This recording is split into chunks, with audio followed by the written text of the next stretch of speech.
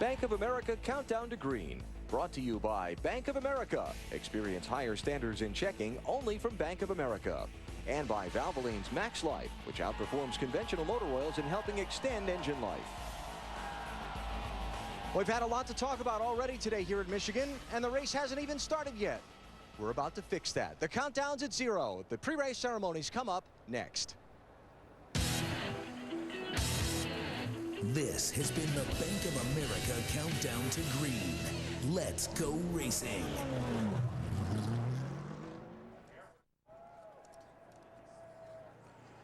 TNT Sports, live at the Michigan International Speedway, getting ready for 400 miles for the NASCAR NEXTEL Cup Series. Let's take you trackside and join the pre-race ceremonies.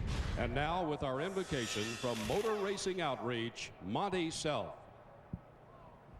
Our Heavenly Father, we thank you for the freedoms that we enjoy here in our great country. We thank you for each man and woman who serve here and abroad to keep our freedoms. Lord, we ask that you grant safety to each team here today.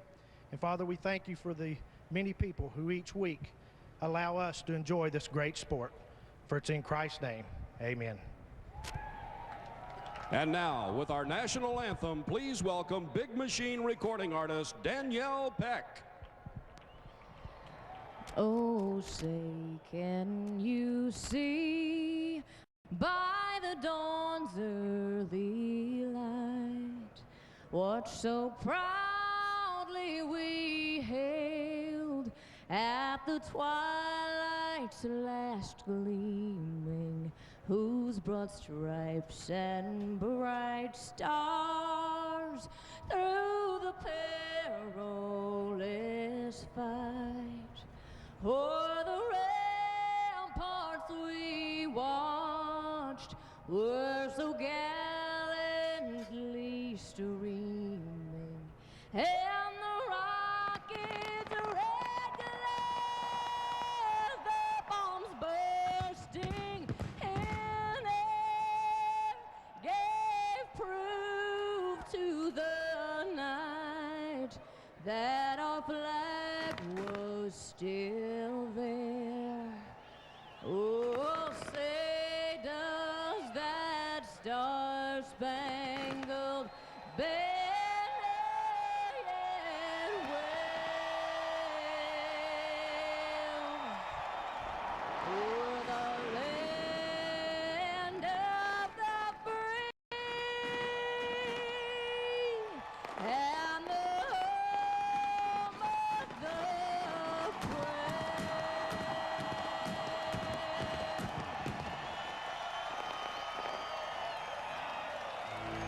There have been 74 NASCAR NEXTEL Cup races at this track. In 49 of the 74, the eventual winner has started in the top 5.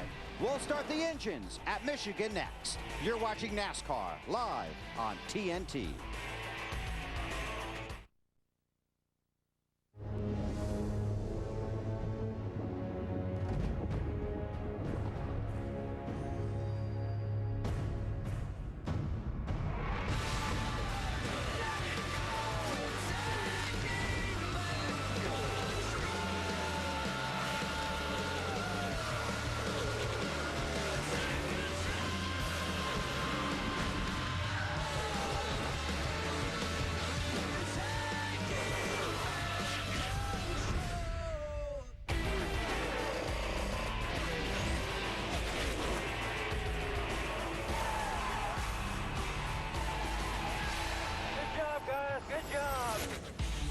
TNT Sports presents NASCAR. Today it's race number 23 for the NASCAR NEXTEL Cup Series from the Michigan International Speedway. There are 137,000 seats in the grandstand, most of them taken, as we get ready to race 400 miles at Michigan with a spot in the chase on the line. Hi everybody, Bill Weber along with Wally Dallenbach. Thanks for having us in for the race. Our partner Benny Parsons has been with us here in Michigan this weekend, but this morning BP was not feeling 100%, so he took himself out of the starting lineup and returned home.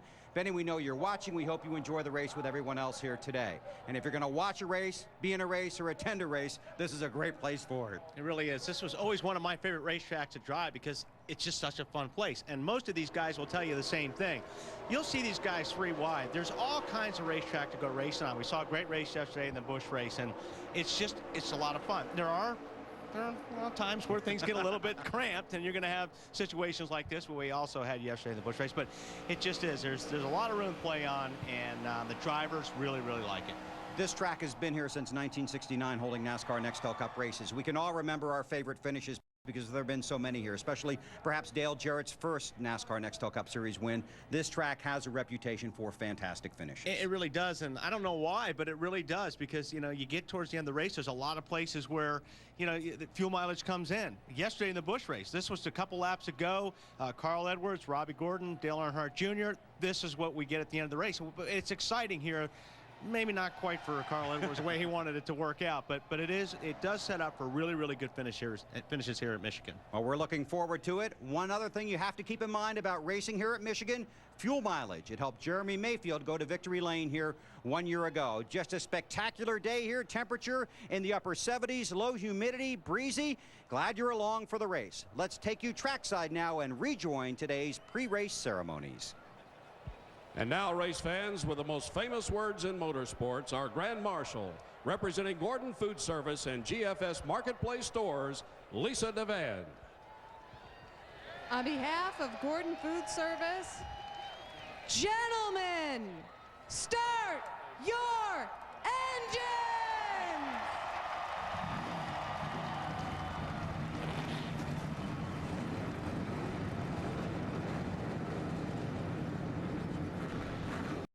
No driver starting outside the top 28 has ever won at Michigan. Tony Stewart among the guys hoping to change that today. He starts 33rd. The grid and the green flag next. NASCAR NEXTEL Cup Racing from Michigan on TNT is brought to you by Budweiser. Visit Budweiser.com to see the Emmy-nominated Clydesdales ad. This is Budweiser. This is beer. By Bank of America. Experience higher standards in checking only from Bank of America. By NEXTEL, get closer to the NASCAR NEXTEL Cup Series with NEXTEL only from Sprint. And by Coca-Cola. Today, one of the most popular stops on the NASCAR NEXTEL Cup circuit. Why? Well, let's find out. Here's Wally's World, driven by State Farm.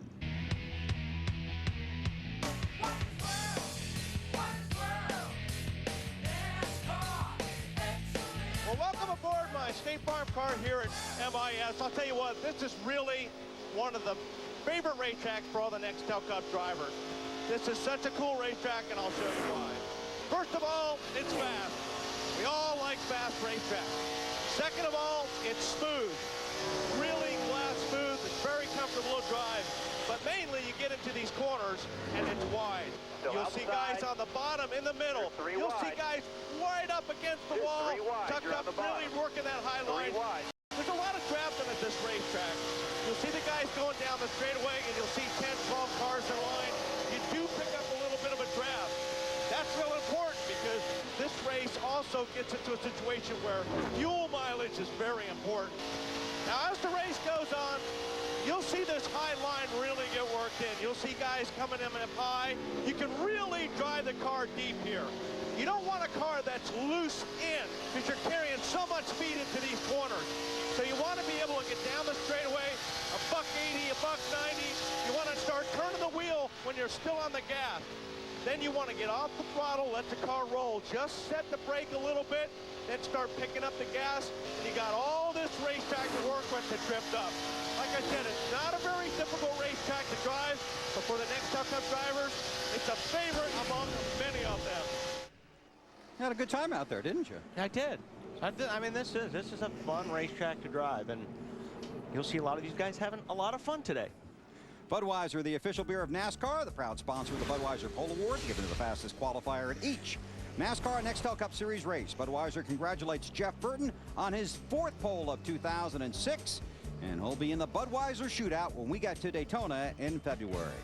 The start starting grid for today's race here at Michigan. Jeff Burton on the pole and Elliott Sadler in his first ride for Evernham Motorsports. Second row, Matt Kenseth on the inside and Ryan Newman driving for Penske's on the outside.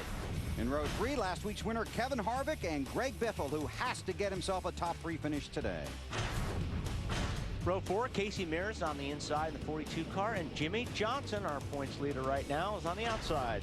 Row 5, the surprise of 2006, Denny Hamlin currently in the chase, and veteran Sterling Marlin, a past Michigan winner. Row 6, Kyle Busch is on the inside, and Jeff Gordon on the outside. Good car today. In row 7, Joe Nemechek alongside Mark Martin, who was very pleased with his car after happy hour. In row 8, Casey Kane knows how to get around this place. Also on the outside, Kurt Busch. Row 9, Dale Earnhardt Jr. and his buddy Martin Truex Jr. In row 10, Dave Blaney and Dale Earnhardt Jr.'s buddy, Carl Edwards, is on the outside. Ken Schrader's in row 11, right next to Michael Waltrip, who has a new sponsor in Domino's Pizza this weekend. Row 12 on the inside is Scott Briggs. On the outside, had a good Busch race yesterday, Robbie Gordon.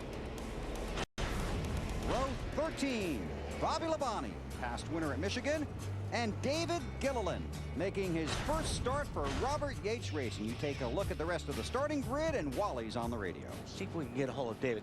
Hey, David, this is Wally in the TV booth. Can you hear me? Whoever that was, I can barely hear you. Hey, David, this is Wally in the booth. Can you hear me okay? We've got some technical difficulties. Yeah, I wonder if it's maybe his radio as well. We'll have to that wouldn't be good for your first Cup race, but on an oval. I mean, you know, he's sitting in a great ride. This is a great opportunity. Probably wouldn't have dreamed he'd be doing this 2 months from 2 months ago. But probably a little bit nervous. He had a little trouble in practice, so he's in a backup car. But all he needs to do today is get experience. That's all they have to concentrate on. And you think of the drivers that have been in those Yates cars over the years. To add your name to that list with a deal that takes you through all the races this year and into the future, he has to be very excited. And we talk about David going to the back because he did lose a car here in practice over the weekend. Well, as we've mentioned, fuel mileage can be a big factor at Michigan, so this will be a day of math and machine. Our guys are stationed along pit road, where the over-the-wall gang must be good to the last drop. Let's start at pit in near turn 4, and here's Matt. Bill, Mark Martin has a lot of success here at Michigan. He's had a good season so far. He comes into MIS 6 in the championship standings. Now, he would love, with expectations so high, to gain some more momentum, a late surge with 4 races left, to solidify himself in for the chase. Now, last year, his average finish was 14th. That's where he starts today. Now, Mark always says he never learns a lot from the Busch race on Saturday. He did yesterday, and he hopes to carry that over. It was air pressure area, hopes to carry that over today. Marty? Matt, the last time we saw this car on the racetrack for Matt Kenseth was Chicago. Remember what happened then? Jeff Gordon wrecked Matt at the end of the race. The car was destroyed. The 17 bunch spent the last month getting this car ready for this race. A new front clip, a new rear clip, pretty much an entire new body on this race car because it's Matt's favorite race car. He also has his best starting position of the year, 3rd, and because of that, he has an opening on pit road. Dave? Marty, in case you haven't bought all your new collectibles yet or changed all your t-shirts, remember, this week in the 19 car, for the first time for Evernham Motorsports, it's Elliott Sadler. Makes his first start for Ray Evernham. And Ray talked this week about choosing Elliott. It was all about chemistry. He's got to make sure this team is good for next year. And even team director Josh Brown, this is the first time he's been in an at-track leadership role since 2004. So it's all about seeing if these guys work well together. So far, starting second, they've received an A. A for Allen. Hey, that's me. Jimmy Johnson, the championship leader, starts 8th in this race today, Dave. And even though Jimmy is close to securing his place in the chase, he says they want to keep the pressure on themselves to perform at a championship level leading into the chase and all the way through the final race of the season. Jimmy's crew chief Chad Canals told me that as the racetrack heats up today, he expects the grip in the outside lane to go away. So look for Jimmy to be what they call a bottom feeder, hugging that bottom lane of the racetrack. Bill? Thanks, Alan. You guys have a great day down there. To see the entire TNT pit map, go to NASCAR.com. On the homepage, you'll find the link for pit map. Alan talked about Jimmy Johnson, the conversation on the radio a moment ago. Remember, this is a long race, 200 laps. our last 400 miles. We got a lot of time to recover from anything that may creep up on us. You guys have been doing a great job. Keep making me proud every week. I really appreciate it. I'd like to say hello to all the Lowe's employee owners. Thank you for all your dedication, support, and keep watching. It's getting ready to get real exciting. Jimmy, another thing, don't forget, you've got an in-car camera, 10-4. That probably means watch your waves. Here we go. Green flag in the air. They're racing at Michigan on TNT.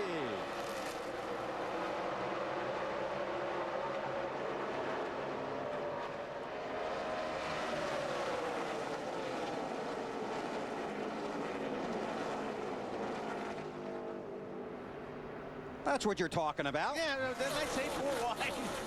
Didn't take long.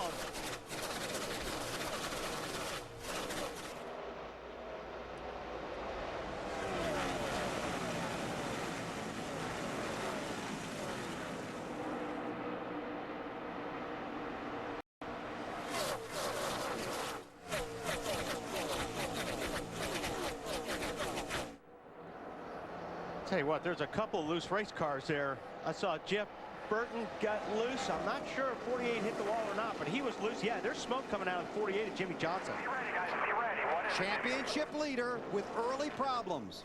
Ryan Newman from 4th to 1st on the opening lap. I was just talking about it. again? Boy, that car just took off up the racetrack. I'm not sure if he had something break or... Right front flat. There you go. Here's the onboard camera they were talking about. Yeah. Yeah, normally a car doesn't take off towards the wall like that unless you have a problem, so... In fuel here, guys. Right side's only in fuel. Heading for pit road, we stay under green, we go to Allen. It's going to be a change of right side tires only, and they'll top the fuel off. Chad Knaus telling his team to watch the right front fender. He's telling Jimmy to slow down as he comes down pit road so that carcass of that flat tire doesn't come off and rip the fender off that car. We've seen this team make late rallies from early problems in races many times this year. Here comes another one today they'll have to try and pull off. Yeah, had a tire problem at the Brickyard. That kind of worked out for him. Sure did. Made an amazing recovery from that. Looked like Elliott Sadler got very close to the wall that time out of 4. Yeah, Sadler was running pretty hard against Kenseth there. All of a sudden, he's going to lose 2 or 3 spots this lap.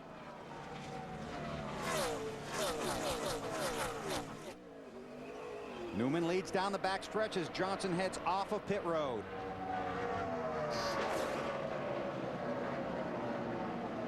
And we know it's only 4 laps in, but right now Matt Kenseth has taken the championship lead away from Jimmy Johnson.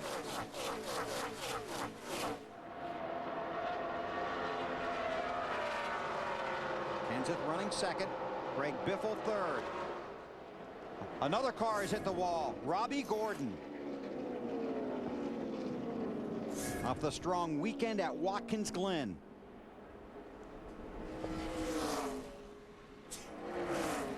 And Jimmy Johnson has currently scored 2 laps down. We'll wait for the scoring to reset, but I'm certain he'll be the lucky dog when it comes around. Wait for the field to make a lap under caution. He's got 2 flat tires. I'm not sure if that's from holding the brakes down.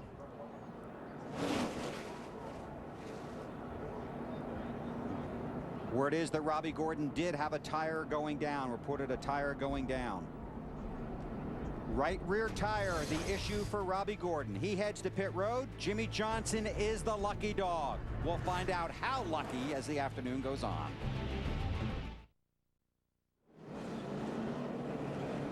Working under caution here, some of the cars on pit road. Allen. Including Jimmy Johnson, who has just finished describing to his team what happened in detail in hindsight that got him into the wall. Their attention is being focused around the right front fender, trying to get its aerodynamic shape as good as it can be. Jimmy radioed in just before the pit stop that in the half a lap at speed he got before the caution came out, everything felt good. The steering felt like it was still aligned where it should be. Go now. Or we got time. Make sure that stuff looks good, guys. Crew Chief Chad Get Knaus. the balance down. Get that balance. Somebody take a hammer right there and tap that balance down right across the front. Real important to get the body straight as you can. doesn't look too bad. I mean, where it did get damaged, it really is not going to affect it a whole lot. If it was more in the corner, it would be worse. They continue to work. This was the conversation on their radio a moment ago. What happened there, Bug? One got loose inside of me, and as he got next to, as we were going by each other, something when he came across the back of the car just knocked me sideways. I don't think he touched me. I just think it was the air got me loose, and I ran out of racetrack up off of 4. Are okay? Do I need to do anything to the race car itself? Coming strong. Everything felt good. Steering wheel's still straight. I don't know how the side looks or the fenders look, but that half a lap I just had, everything felt fine. The driver has to give so much information in that situation because he's the only guy that knows. Here it is again. Yeah, you see right there on the bottom. But see, I don't know. I'm not quite sure where he was talking about the air coming off the spoiler, but that thing just really shot off the racetrack like he had a tire going down. And we know that Jeff Burton's car wasn't that good on when the green flag came out because he went backwards. But whatever Jimmy was talking about must have happened earlier than when we picked it up. Taking a look at our AutoZone in the zone drivers here at Michigan. Greg Biffle, we talked about it earlier, the 4 straight top 10 finishes, including a couple of wins. And Biffle and Edwards both need strong days here at Michigan and the next 3 weeks if they hope to make the chase. There goes Jimmy Johnson. Gonna get back on the lead lap, I think, now. Getting one of the lucky dogs back. The top 19 cars stayed on the racetrack. Sterling Marlin in 20th was the first to pit, and he had plenty of company. And we'll point out right now and remind you once again that fuel mileage can be a huge factor here at Michigan. As we get ready for the restart here at Michigan, Coke invites you to drink it down and start it up.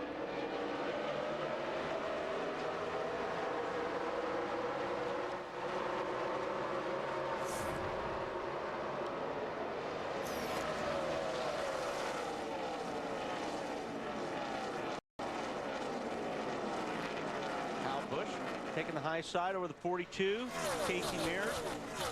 Been pretty good on the start. He got a really good start. Been good on the restarts, too. While you watch this battle, we can tell you Jimmy Johnson is scored on the lead lap, and in 2006 only has 2 finishes outside the top 20. He has finished in the lead lap in 21 of the 22 races. The only one he didn't, Bristol. He has no DNFs this season. That team can battle back from almost anything. Kenseth taking a look, and he's got his teammate behind him with a little bit of draft and help. Kenseth looks like he's got him cleared. Takes the lead, but Newman's coming back on the outside. No. Matt's going to hang on. An update on our pole sitter from Alan Bestwood. Yeah, Bill, you enter the corners at this racetrack at such a high rate of speed that when the car's not handling going into the corner, it's really uncomfortable for the driver. Jeff Burton's car described as loose entering the corner. That means the back end wants to slide out from under him when he's going into these corners at some 200 miles an hour. You see the miles per hour. This is down the front stretch. Turn 1, the fastest corner here. You carry so much speed into these corners, and you're actually, when you turn the car down into the turn, you're still flat on the throttle. So you've got to have a car underneath you in order to tug that steering wheel at 200 miles per hour. So you do want the car feeling really secure when you get into the corners. Kevin Harvick, last week's winner inside of Biffle. Look back in the field. Cleaver and 40 car of David Stremme. Stremme in trouble. Todd Cleaver had a little damage there as well. Not as much as that car. The right front was on the wall. Our second caution.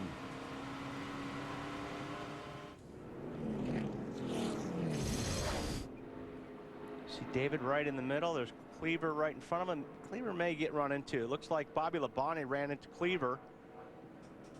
I don't know who was that on the outside that he ran into. The 49. Yeah, Bobby Labonte just pushed up the racetrack into those guys and kind of set things off.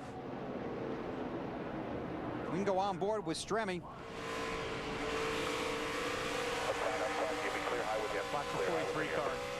Boom. That's just a chain reaction. place at the wrong time sometimes. Yeah, we got a piece of that there, boys. Robbie Gordon is the lucky dog. You know, when you talk about this track is wide and is flat and is fun to drive, but sometimes it's just not wide enough, is it? Yeah, when you get three abreast or four abreast and you lose the air on your car, you're going to slide into somebody. And that's what we saw there with Bobby Labonte in the 43 car. Has been a learning experience in 2006 for David Stremme. He sits on pit road while the crew works on his car. Now, half the field has already been to pit road. The question is, are the leaders content? Some are, most aren't. With just 12 laps left, a number of drivers coming down pit road, including our outside pole sitter, Elliott Sadler.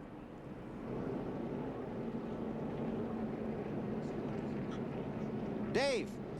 And Elliott Sadler's car wasn't too bad. It was kind of coming around to him, but they're going to go ahead and make a chassis and air pressure adjustment. The complaint was it was a little bit too loose when he stepped on the gas, and you need to do that a lot here at Michigan. Quick stop, Alan. And Jeff Gordon has come in. They're going to make some adjustments on his car to correct the handling ills, which is that the car doesn't want to cut in the middle of the turns, and then once it does grab a hold of the racetrack and turn, it turns too hard, and the back end wants to slide out. So Steve Letarte called Jeff in, and they've made some changes there. A lot of drivers unhappy with their car here early in the GFS Marketplace 400. Matt Kenseth leads Ryan Newman, Kevin Harvick, Greg Biffle, and Kyle Busch. Sony, the official high-definition television of NASCAR on TNT. Take your NASCAR experience to another level with Sony Full HD 1080, the world's most powerful HD experience. Back to green, top 7 cars did not stop. Jimmy Johnson also stayed out. He has now scored 19th. This is going to be a fun day for keeping score up here. Yeah, Matt Kenseth's got a really good restart there. We got to fight for second. Harvick underneath Newman. Side by side. And here's where you need some drafting help. It depends on where the cars are behind you or behind the other guy. And you can see Biffle comes up, and it just helps the 12 car a little bit. It's Kyle Busch in the 5, and pole sitter Jeff Burton behind him in that orange Singular 31 car. Ow! Now, the Harvick didn't get in line, which he didn't. These guys are all going to line up on the outside of him, and that's going to hurt him. He's out of the draft, so to speak. Kenseth, Newman, Harvick, Biffle, Kyle Busch, Jeff Burton, Kurt Busch did not pit. Pit road update from Marty. Ryan Newman just loves this racetrack, guys. You can tell because he's running all over this racetrack. He's in the high line right now, and yesterday in practice, they weren't very good, and they've made a lot of changes to the car this morning, trying to make it a little bit better. Clearly, they have. Dave? For Kevin Harvick, as he looks at his season, he commented this week in the press that his weakest tracks are the Michigan International Speedway and the California Speedway, leading to the chase. Looks like he's got Michigan figured out. California, much the same configuration. Boy, Jeff Burton must not like his car at all. He's definitely having some issues with that thing. He just pulled out of line and just said, hey, and I would think he's loose, because normally when you're in traffic and the car is loose, you want to get away from these other cars. Is that what he's saying, Alan? No, well, he just called in. Well, that's the problem, yes, but he also just called in on the radio, said he thinks they might have broken a valve or something. Okay. Something wrong under the hood of Jeff Burton's car. And it looks like Biffle's feeling out his car as well on that 16 ride. Junior on the outside there. Yeah, Jeff Burton's down on the apron now, and probably expect to see him hit pit lane, and man, they're racing all over the place. Kenseth, Harvick, Newman. A lot has happened here early in the race.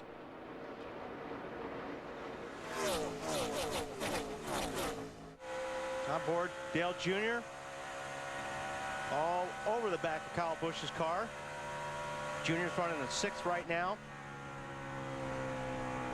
We watch Earnhardt. The 31 is on pit road, Allen. Yeah, Jeff called in, said he was going to shut it down. They were going to bring it down pit road, have a look at it. You'll see the hood go up on this car, and the Richard Childress team will try and see if it's something they can fix. Although Jeff Burton is 4th in the championship, he does not believe his place in the chase is safe going into these 4 races. They do not want to have a DNF, a race where they do not finish here today. They're continuing to look under their hood, and I'll get your report as soon as they have a few more details. Thanks, Alan. Dale Jr. picked up that spot from Kyle Busch, and he's running that high line we talked about. He's already up top. His car gets a great run off the corners, and here comes Carl Edwards in the 99 underneath.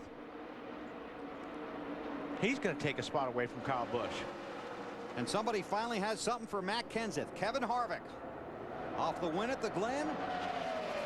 Challenging, then dropping back a little bit.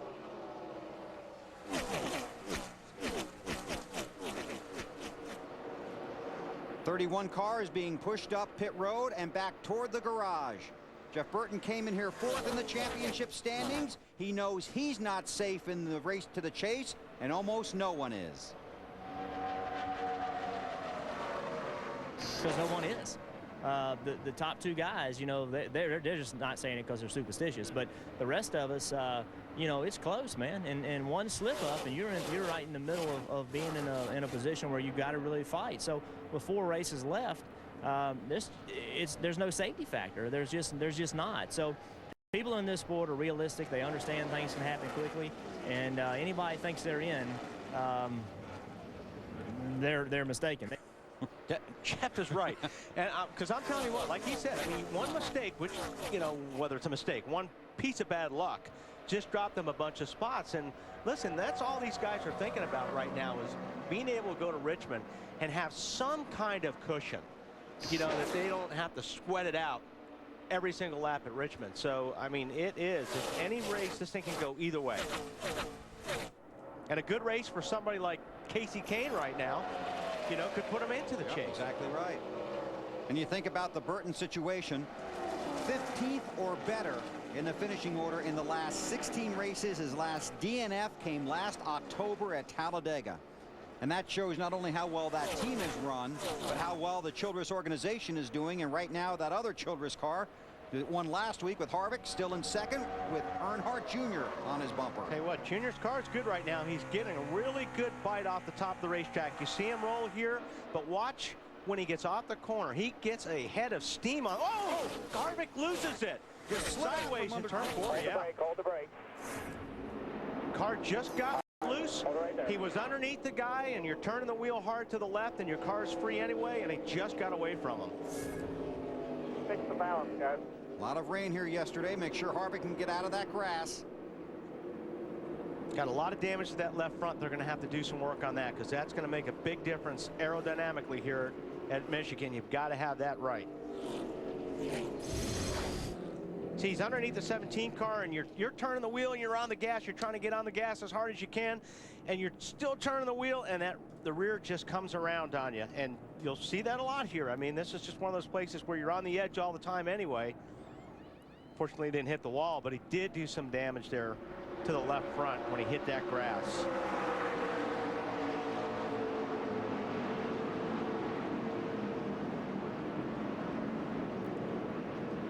Now, go ahead. I was just going to say, take a ride with Junior. You see him down on the, way down on the bottom there.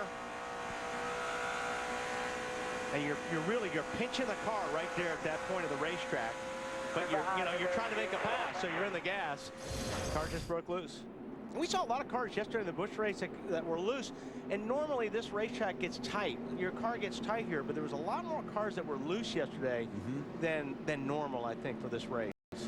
Well, pit road is going to be extremely busy now, and this will be the first stop for some of the front runners. Kenseth leads the parade to pit road. Marty. Bill Matt Kenseth, your leader on the top of the screen. The 17 car said the car was just a little too loose, lacking some rear grip off the exit of the corners. Half pound to the right rear tire. That's the only adjustment. He loved it at the beginning of the run. Dave? Middle of your screen, Dale Earnhardt Jr. just a tick tight. He said in a very couth tone, I would appreciate just a slight air pressure adjustment. 4 tires. Alan. Carl Edwards started 20th, moved all the way up into the top 5. They're going to make a wedge adjustment, the cross weight in the car, and an air pressure adjustment on the left side tires, just looking for more overall grip onto the racetrack. And you see the drag race off of pit road, but that 17 pit crew is pretty strong. Looks like Matt Kenseth wins the race off pit road. The NEXTEL race off of pit road. NEXTEL celebrating speed, teamwork, and getting things done instantly. The Robbie Reiser-led crew gets the former NEXTEL Cup Series champion off of pit road first at Michigan. green is in the air at Michigan. Jamie McMurray, Jeff Gordon, Joe Nemechek, Casey Mears, Dave Blaney, Scott Riggs, and Paul Menard did not stop. The top 7 cars, other cars using various strategy on pit road. David Stremme was the lucky dog. You see Casey Mears down on the bottom. Joe Nemechek didn't really get a good restart there. He kind of bogged down a little bit. Casey Mears tried to get underneath him, make that pass, but he hasn't been able to do it yet. We can tell you that Todd Cleaver is out of the race and that Jeff Burton's car has been officially retired from the race. Let's watch this race and check with Matt in the garage. Richard Childerson, the engine guy, just looked over your engine, Jeff. Any idea exactly what broke? I don't really know, but I didn't think we'd get it back out. That's a shame. Our engine guys have done a great job, and that reliability has been incredible. And then today it got us. You know, it gets everybody all the time, and today was our turn. But we won't use this as an excuse. We have 3 races to get our business done, and we're going to go get it done.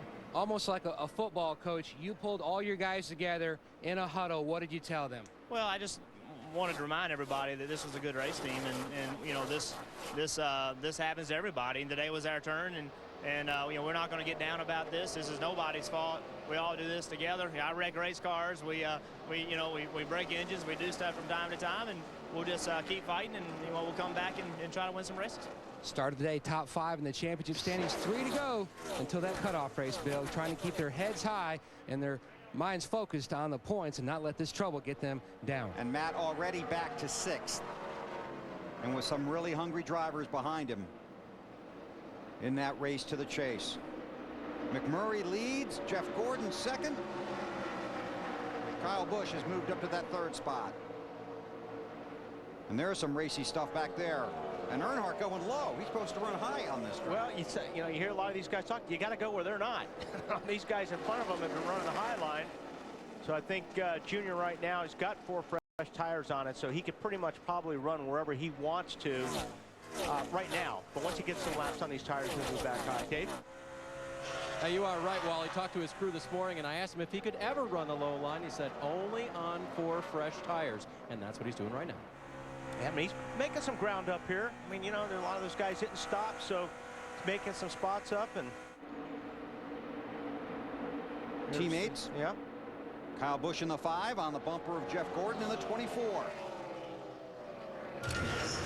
Here's our Craftsman pit summary, and again, through the 3 caution periods, different teams using different strategies. You can see Kenseth came out 8th. Earnhardt Jr. went in 2nd, came out 12th. And Kurt Busch lost spots again. The top 7 drivers did not pit under that most recent caution, and you will see this throughout the day. Various strategies by different teams. The 5 under the 24 for position. Update from Alan. Yeah, Kyle Busch actually picked up a couple spots on that last pit stop, Bill. It got him off pit road 2nd, restarted 9th. You've just seen him take a position from Jeff Gordon. It puts him up to 2nd place. Funny he just passed Jeff Gordon because Gordon's one of the guys who taught him a lesson about where to run on this racetrack. This is Kyle Busch a few minutes ago. What do you want me to do? It's loose up top, good on the bottom. I know I'm going to stay on the bottom for now, but you want to run up there or no? Yeah, just what you got to do. Still early. It should come to you a little bit. No, I'm asking if you want to set it up to run up there. I know Jeff always says it'll go up there for the beginning, but by the end you're back to the bottom. Yeah, 10-4, that's what I'm talking about. Just kind of let it come to you a little bit. That's Alan Gustafson, the crew chief, talking to his driver, Kyle Busch, about where to run on this big, wide racetrack. Part of what you do is due to how you set the car up to handle the different lanes on this speedway. Those teams work together as much as you can, getting ready for the race, and then when you can actually win the races going on as much as possible. Yeah, and there is so much racetrack to work with here, and it is so big. There's so many lines. You're trying to figure out what the best line, what looks like the best line. And here goes Kyle Busch for the lead. McMurray moved over. Yep, gonna take it. And Jeff Gordon's thinking about going along for the ride. You know, this 24 team has run better this year, but they continue to struggle on certain tracks, and that's something that Jeff Gordon and his team have been concentrating on here in 2006. It's a thing that we probably focused on the most, you know, between that and our road Of course, I mean, we've been pretty good on short tracks in the past, but maybe we focus a little bit more on places like Phoenix that are a little bit flatter, not quite a short track, but the mile and a half, Texas, Kansas, Chicago, and even here at Michigan, this 2-mile track, California, those are tracks that we've put a lot of effort into, and we've really seen the results come from it. And they really need a good result in this race to continue their pursuit of a spot in that race to the chase. More on the 24 from Allen. Well, Bill, they're hoping that they have the right piece of machinery underneath their driver for this race. This is the car that they won the race at Chicagoland Speedway with back in early July. We know how strong it was that day. Jeff Gordon came into this race on the bubble for the championship, 9th in points, and they did not pit under that last caution. So these guys he's running between now have fresher tires than he does. He's hanging in there very nicely. Guy that does, who's flying right now. That red Budweiser car is coming in a hurry. Junior has passed 2 cars that last lap, up to 3rd spot right now, working that high line, and it's working for him because he's getting a good run off these corners. That's where he's making up all the time on these cars, is off the corner. You see how fast you get off the corner, gives you more straightaway speed, and now he's right on Gordon's tail. I mean, last lap he was 8-9 car lengths behind the 24. That's his house right there, where he's running right there, man. He loves that groove. And you can't stop him. I mean, you know, Gordon's not even going to try. I mean, when you look up in the mirror and you see a guy that's got that much momentum and coming, you know, you just got to let him have it. Up high, heading into 3 and 4. Got Gordon that lap. These 2 guys had a heck of a battle here in June. 24 in the 8th. Up. Here we go. Didn't think it was going to take long. Look at the fans. Wasn't the same reaction they had yesterday at the end of the race, but all those fans wearing red, cheering for the Great 8. And Gordon's going to climb into 2nd in front of Kyle Busch.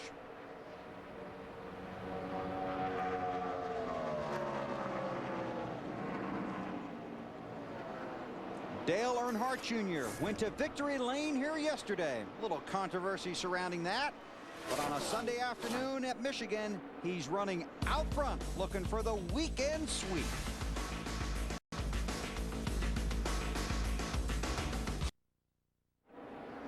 TNT Sports live at the Michigan International Speedway. 40 laps complete in the GFS Marketplace 400, and Dale Earnhardt Jr. using that high groove is trying to run away from the field. Let's take you through the field, starting with Earnhardt Jr. and here's Dave Burns. And his car's working very well right now, obviously out front. He just radioed into the crew. It's very good off of the corners, just a little bit snug getting into the corners. That's something Junior can definitely live with. Alan? Well, Jeff Gordon pitted under the 2nd caution and took right side tires only. Then did not pit at lap 23 when a lot of the other front runners did. He says he can't run the high line very well right now. The back end of his car just doesn't want to grip. Carl Edwards says his car is real good right now. He has been flying up through the field, trying to catch Jeff Gordon and pick up that 3rd spot. Edwards has never finished outside the top 10 in the NEXTEL Cup race here at Michigan. Kyle Busch, after that quick run from, he's just bounced off the wall. Yeah, they were talking about some smoke coming from that car possibly. And the caution is out. And Kyle Busch, another driver in the top 10 in the championship standings, having an issue here in the first 41 laps. Alan? Bill, the lap before, Kyle had called in on the radio, said he had bounced off the wall off of turn number 4, or in between 3 and 4, said they had a tire rub. The spotter, Jeff Dickerson, called that down. Then that happened before he even came all the way back around. And now he tries to limp back to pit road, Alan. Yeah, and the right front fender is already destroyed. We'll take a look. Watch the right-hand side of your screen as we go to the replay.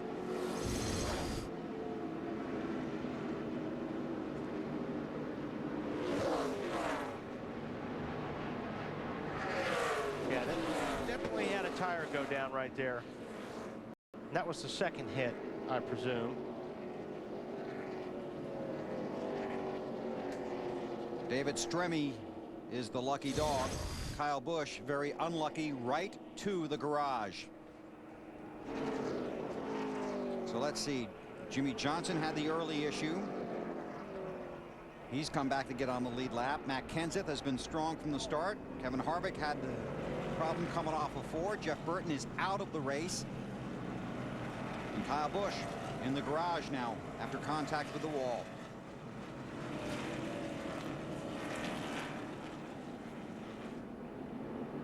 And now let's see what happens. Be surprised if everybody doesn't come in. I think you're right. Here they come. Earnhardt Jr., the race leader, leads the field to pit road, and that will be a very busy place. Start with Matt. Bill, the Dodge boys jump over the wall and go to work on Casey Kane's Dodge. Big Tank Probus, the gas man, already makes the chassis adjustment. Casey says the car is good on entry. Still too tight, though, trying to improve that. Marty? Matt Casey Mears running 5th. This car is tight in the middle of the corner. They put a ½ pound in the right rear tire to fix that. Loose coming off the corner, lacks a little rear grip, and they make a track bar adjustment to fix that. Dave? Marty, the 8 crew would like to win the race off pit road. Had a little trouble last time, lost some spots. This time, 4 tires, no changes, gone. Alan? Those left side tires coming off Jeff Gordon's car have been on there since the race started. A 4-tire change for Gordon and a very good pit stop by his crew. So you see them file off of pit road. And they go to work on the car of Carl Edwards. Tracy Duncan with the crew cam. BP, you got it on the jack man this week. Good job, buddy.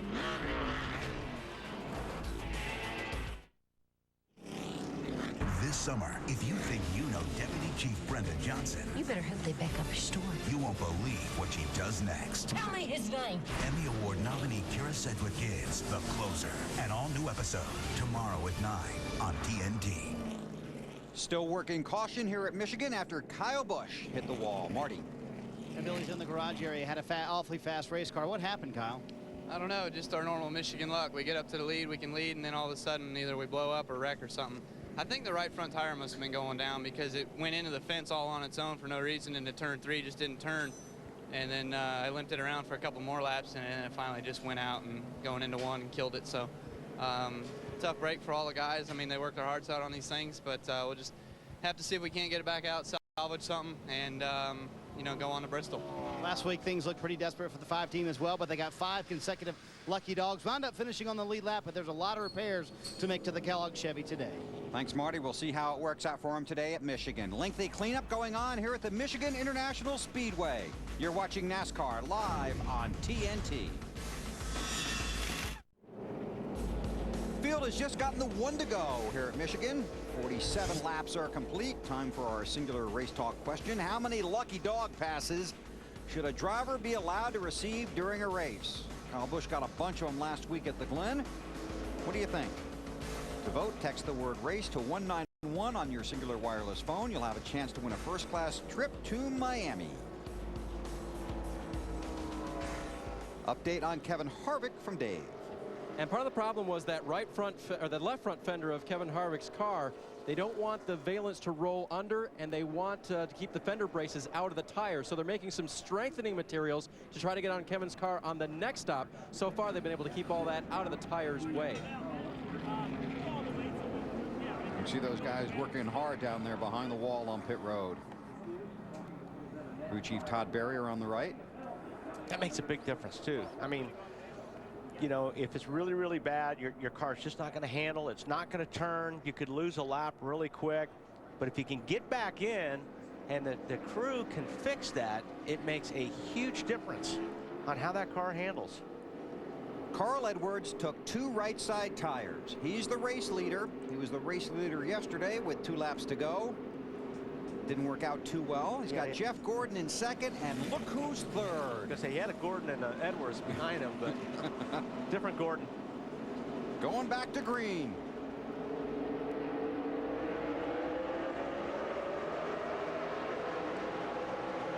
Jeff Gordon got a pretty good restart, and Carl Edwards left it open. Gordon to the lead, and here are Edwards and Earnhardt together, and Edwards looked like he slipped a little there. Not going there.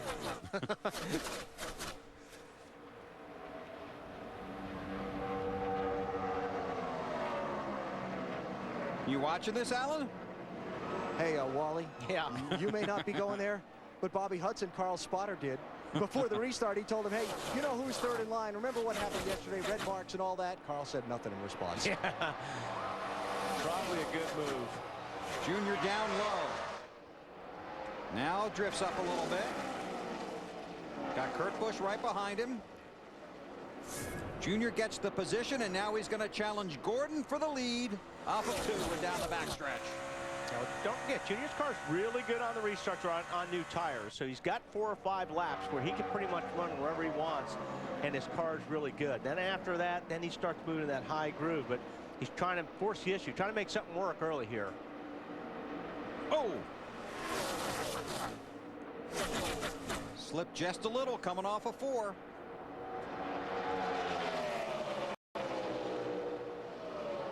To catch his breath, try and jump back in line. That's Greg Biffle in the 16. 2-time winner here at Michigan. And now Carl Edwards will race Gordon for the lead. This is the track where Carl made his debut back in 2004. Has never finished out of the top 10 here.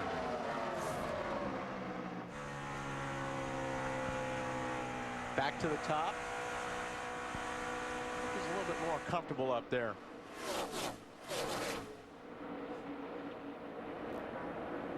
I think he regroups, and like Bill said, he's got a second breath going back after him.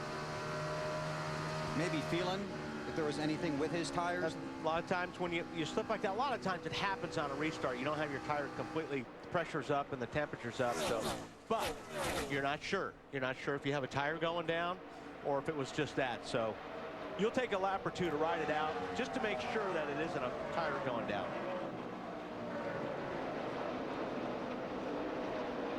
Edwards sniffing the lead. Wow, that's tough to pass down there. Tough to pull that pass off on the low side, but that's Harvick.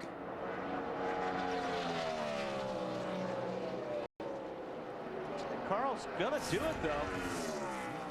He got his 5 bonus points for leading a lap. That's just where you get loose, right here. When you're in the corner underneath somebody, you're really close to that other car. Uh-oh. Gilliland got some smoke coming out the right rear. I'm not sure if he didn't tag the wall. Yes, he did. Right front, right there. Lost a car in practice here earlier in the weekend.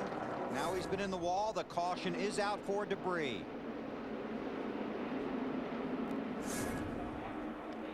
This will be our 5th caution period of the day. And weren't we talking about long green flag runs here? That was you, wasn't it? Yes, it was. This is on board with Stremme. It looks like the right rear started smoking. I wasn't sure if it was the right front or right rear, but the car started smoking, so it looked like maybe he had a tire going down, Dave. Well, not sure on that, Wally, but they have been playing around with that car a lot. And remember, David is a raw rookie in a NEXTEL Cup car, and as you mentioned, crashed a car in practice. They just made a big change with spring rubbers and track bar adjustments. They were really trying to find the handle for David. Yeah, but there was smoke coming out of the car before he hit the wall, so something did break or something let go before he hit the wall, because there's definitely smoke pouring off it. And that tire just let go. It did even more damage to the car. So a tough start for him with Robert Yates Racing, but he's got veteran crew chief Todd Parrott calling the signals for him, and they decided they're going to let David run all 14 races remaining this season, get them all in, not worry about the Rookie of the Year honors next season. They want to get him seat time, get him as much experience as possible, and start fresh and hopefully strong in 2007 in the Daytona 500. So the M&M's guys go to work on that Ford Fusion on pit road. Pit road will be open this time. Most of the guys were just there. Just set it off. I wouldn't think too many guys are going to come in on this deal. Some guys in the back may top off with fuel. We'll keep an eye on that. Casey Mears is the first guy to dive onto pit road. We'll update the running order when we come back to Michigan. You're watching NASCAR live on TNT. NASCAR NEXTEL Cup Series racing from Michigan on TNT, brought to you by GM, same company, new tune, by Visa. Go on, live life, and remember that no matter what it takes, life takes Visa. By Domino's, official pizza of NASCAR. and by Rocky Mountain Refreshing Coors Light. Taste the cold. That tells the story. 55 laps complete. Jeff Gordon, the race leader. Time now for our Wrangler 5-star finish, and we reached into the archives for this one. Our old buddy, Benny Parsons. Local boy makes good. Benny won here in June of 1980. Held off, let's see, it was Cale Yarborough over the final 50 laps. Got himself a hometown win, our Wrangler 5-star finish. And Benny not with us today, feeling a little under the weather, but we know he's watching at home, and BP, we're thinking about you. Green flag is out.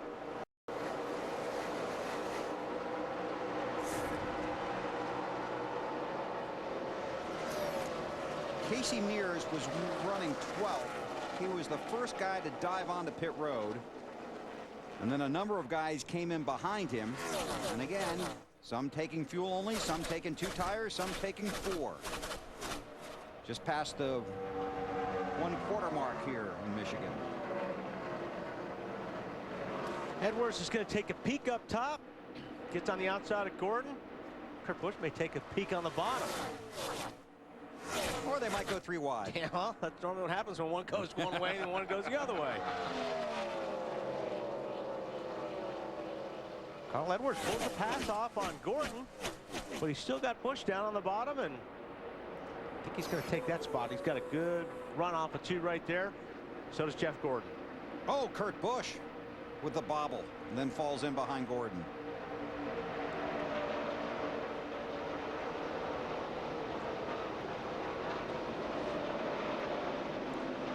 Greg Biffle down on the bottom there, underneath Casey Kane on the 9 on the high side. And Kurt did lead the last lap in that 2 car, so he got his 5 bonus points, but now he's got Casey Kane on his bumper.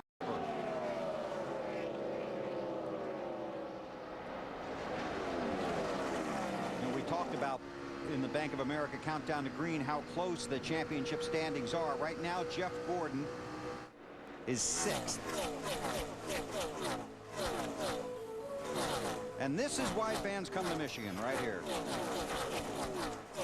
So yeah, there's about 8 different lines being used in that corner. Everybody will try to get in, you know, single file down the straightaway, because like I said, the draft does mean something. As soon as they get to the corner, everybody just pans out. Guys shoot up the racetrack in the middle, down on the bottom, try to make the pass, then they get back on the straightaway, and they try to get back in single file, just because, like I said, that draft really does help you pass cars here. Fun to watch, huh, Alan? Yeah, a little nerve-wracking, I'm sure, if you're one of the guys that works on these cars. Jimmy Johnson is back in the middle of all this because they chose to do on that last caution the opposite of what everyone else did. Since most of the front runners stayed out, they came down pit road, made a 4-tire change, a chassis adjustment, filled up the fuel. They restarted back in 28th place. You see he's picked up now 8 spots since then, but they're hoping that another quick caution will happen. Everyone else will pit, and they'll be out in front of this field with fairly comparable laps on their tires. And that's a chess match that will continue all the way to the checkered flag today. Greg Biffle trying to take a spot away from Kurt Busch. He's on the high side. Looks like he's going to do it. Right now, it looks like the high side. The guys that run on the high side are very fast. We'll watch this and check with Matt. And Todd Parrott and the M&M guys looking over the right front. David, what happened? I just blew a right front tire coming off turn 4 there. We fought loose all day. Track just got greasy and car was a little loose, so we were just working on that, trying to get it fixed, but not quite the day we were looking for out of the M&M Star Ford Fusion. But we'll get it fixed. You know what I mean? We're learning. Just way too loose out there, but there must be a lot of stuff out there. Todd Parrott just told me on the replay you could see the right front smoking before we hit, and it just went down. Nothing you can do at that point. Thanks. Bill, one thing Jeff Burton said also moments before I spoke with him was he said the track is just so slick. He thinks that's one reason why a lot of guys you saw earlier in the race were having some sensitivity issues with their cars kind of being real darty. Well, the racetrack has been, you know, there's been no sunshine on this racetrack all weekend, and hang on, Kurt. The hotter this racetrack gets, the slicker it gets. You lose grip. Caution's out, caution's out, caution's out. Caution for debris on the front stretch. Debris on the track. Boy, caution number 6. Who was saying this thing goes green along? I don't know. Some announcer guy. I don't know what that is rolling around there. But I wouldn't want Somebody's going to run over it. Oh. When you look at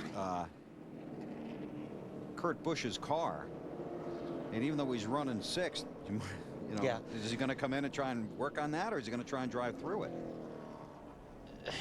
Because it doesn't look like it's handling very well. He's lost. I mean, had the lead just a couple of laps ago. I guess if it's bad enough, I mean, obviously, yeah, if the car's really not handling, it's bad enough, you've got to make that call, whether, you know, go ahead and get it fixed now. And this is the strategy that Alan was telling us Jimmy Johnson was hoping for. Yeah. That the caution would come out and that the front runners will come to pit road. The caution may have come too soon. We'll see as they come off of turn 4. You want to just leave it like it is? You want to take a half pound out of the right front and drop the track bar around? Sounds like they're coming. We need to do something to the right rear to calm it down a little bit this run. I think everybody's going to come on this one. If they split, come on. Well, Carl Edwards and Jeff Gordon stay out, and so does Casey Kane. But everybody else came. Yep. Well, now we'll have 3 different strategies at work. Marty.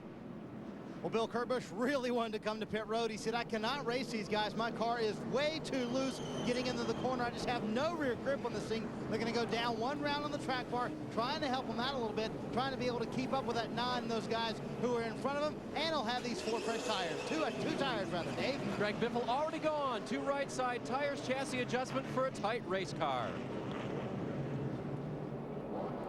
And Jimmy Johnson also using this opportunity to pit. You see him there, the first car on the right-hand side of your screen, the Lowe's Chevrolet. So they continue to work on that car after he had troubles on the opening lap. He's going to take 4. Oh, we said it'd be a chess match, and it certainly is right now. Carl Edwards and Jeff Gordon staying out under the caution. Field coming to get the green, completing lap 65. Carl Edwards, Jeff Gordon, Casey Kane did not pit. Gordon to the inside this time. Harvick also stayed out.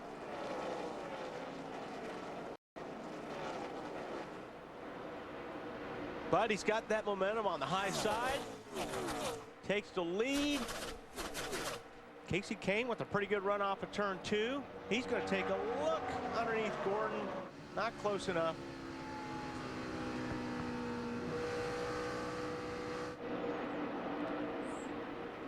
Kevin Harvick. Harvick has come back from that spin earlier in the race. It looks like they did fix that valence down there on the left front. You see the new metal down there on the 29 car. We'll get Burns to check on that for us. Oh, Dave already knows. In the these guys are good category, they actually had 2 fixes for that car. One was the big one we showed you on camera. There was a smaller one that they already got inside that left front fender that did the trick. The car was fast, nothing in the way, so they kept the big one off. Championship leader Jimmy Johnson also pitted under that last caution, currently runs 29th. Harvick and Gordon. This is for second behind Edwards.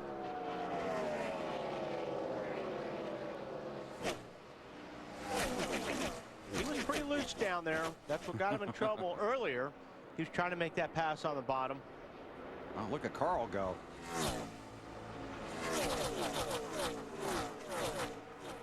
There's Denny Hamlin in that 11 car with Casey Mears right behind him.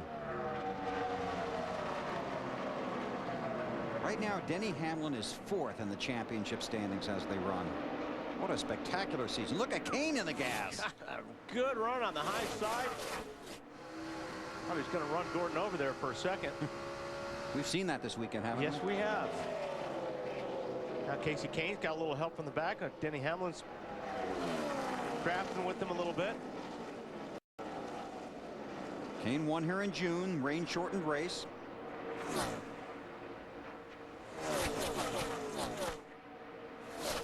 Harvick just doesn't have enough when he gets off the corners to be able to slide up in front of Jeff Gordon. He'd love to be in that high groove, wouldn't he? Yeah, and the car is, there's Junior going right through the middle of some of these guys. He's going to take a spot away from Casey Mears. That was a pretty strong move. That was. Yeah, now Harvick's got to get back in line, regroup a little bit.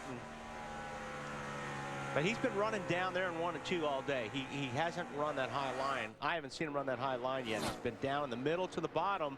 But these guys that are running the high line like Earnhardt making it work, can't do anything with them. Casey Kane looking under Gordon. He's going to try and do it down low. Not. Well, he's going to try, but then he's going to lose a spot to Dale Jr. Boy. Earnhardt to third, and now will challenge for second.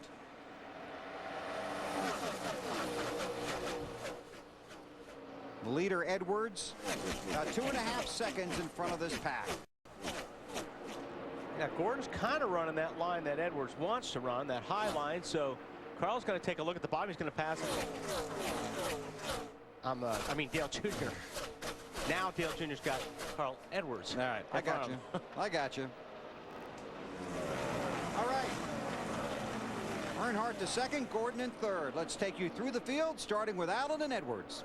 Yeah, who has not pitted under the last 2 cautions, Bill. Just before the decision to pit or not pit, that last one, crew chief Wally Brown said, oh, this is a tough one. But we only have 11 laps of racing on our tires. I would prefer to stay out if we can. Carl said, whatever you want. That's what they did. Dave? Bit of an experiment right now for Dale Earnhardt Jr. It's been fast all day. This time on the pit stop, they only changed 2 right side tires. They did not make any chassis adjustments. We'll see what happens. Alan? Let's talk about Jeff Gordon, who has just slipped back to 3rd position. Jeff, talking with his crew chief, Steve Letarte, a little while back during this race about where the crew can help the car and where the driver can help the car in a lap around here.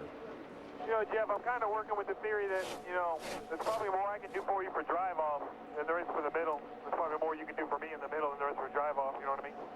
I agree with that because, I mean, there's times when I push and there's times when I get a turn, so I think it just has to do with my entry, how much brake I use and all that.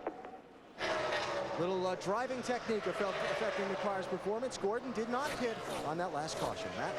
Allen Jr. winner Casey Kane, now his crew chief Kenny Francis, opted for the same strategy as the 99 team. Felt like it was better to have the track position than pit, and they will just short pit when they get closer to their window than what the other teams will do. The car just still too tight. The front, the nose, just not in the racetrack, Dave. Same thing for Greg Biffle, Matt, and on that last stop they changed 2 right side tires. Made a little bit of a chassis adjustment for Greg, but so far hasn't been able to make much progress on the leaders. Marty?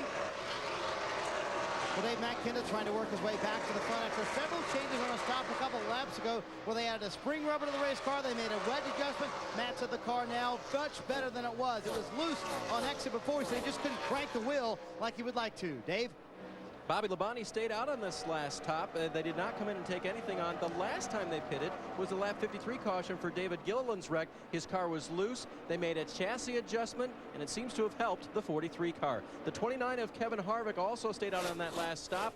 They are, unfortunately, however, the car is very loose for Kevin. He radioed in 4 laps into the run. They'll need to make some changes under the next caution. Matt? Right in his mirror is the 11 car. Denny Hamlin driving the car that he won both races with at Pocono.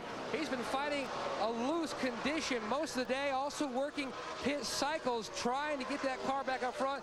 He was all the way back in the 25th position. Meanwhile, the 07 Clint Boyer, his spotter, Timmy Fido, who grew up here in Michigan, former driver, trying to help him on the line, telling him the fastest line that the other drivers are using, but he's just not able to work that 07 to the high side, Dave. Elliott Sadler's car yesterday was tight. They got that out of it, and it's been loose all day. Tough to drive. But it's when it's your first time driving for a team, you got to set some goals. Let's see what Elliott had to say when asked that question. I want to perform. I think we can perform, and it's pretty much we've all sat down as a group, and you know, Casey's run very well this year, and we're going to start off with our cars kind of like his, and me maybe have to drive, you know, change my driving style a little bit and kind of work off them a little bit. And you know, my main #1 goal is, 1, get this car back in the top 35 in points. I think that's very important by the end of the year to be able to do that. 2, to try to be competitive, maybe get a pole, maybe win a race. You never know. If we keep working hard, anything can happen. And 3 is the next 4 races. whatever we can do information-wise or chassis-wise has helped the 9 car get in the chase. I think that's very important to Evernham Motorsports. One thing you heard him say was that my cars will be like Casey Kane's. The crew confirmed that is the case on Friday when he got in it for the first time, and Elliott said, whoa, this thing is fast. Alan. Joe Nemechek is running in 12th position. They took right side tires only on that last pit stop on the Army machine. Best finish of the entire season for Nemechek at 13th. Joe told me this morning they've been running better than that. They just need some luck to get to the end of one of these things. Matt? Mark Martin, a 4-time winner here at MIS. He just told crew chief Pat Trice the car finally has gone to the tight side. It's been free most of the afternoon. His biggest hindrance is trying to work his way through traffic.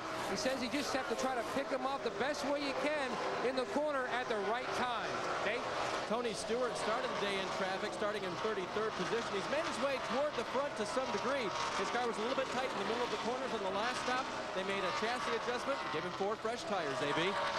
And let's drop back and check on the championship leader, Jimmy Johnson. Remember, we told you that they pitted out of sequence with everyone else looking to get some track position. Well, the adjustments that they made on this car have it performing well enough that they changed their mind, decided to get back on the same pit sequence as the leaders and try and work their way up through the field. Jimmy running 20th right now.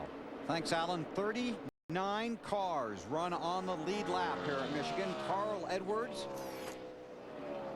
had about a 2.5-second lead over Dale Earnhardt Jr. when we started out through the field, and that is now only about a 1-second lead, and Earnhardt Jr. is making some fast laps. Yeah, he's definitely the fastest car on the racetrack, and he's going to catch him.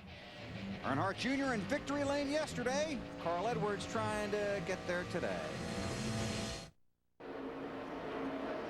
2 old friends running first and second here at Michigan with 82 laps complete. Carl Edwards, the race leader, but the guy that is really fast right now, as we talked about going to break, Dale Earnhardt Jr., and he is closing in a hurry. He sure is, and you can watch him here. You know, he's even trying to follow him to pick up what little draft you do get here. He can get a little bit closer. He's going to pick up on that draft. That's going to help him get to the bumper of Carl's car.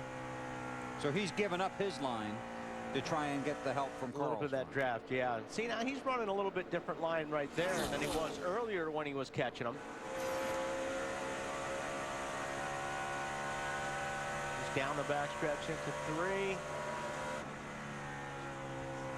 He's going to go to the top of the racetrack here. And like I said, this is really where the 8 car has been strong I've seen today. Car just gets off this corner really good, gets a good run. Got ahead of steam. Now he's going to follow the Carls down to the bottom, trying to. You're not going to break the draft, but you try to, hope the guy doesn't follow you down there. Now Junior's going to be all over him, or run into you right about there. Or yeah. Looks like Carl gave him a lot of room right there. Yeah, like I said, I think Carl is.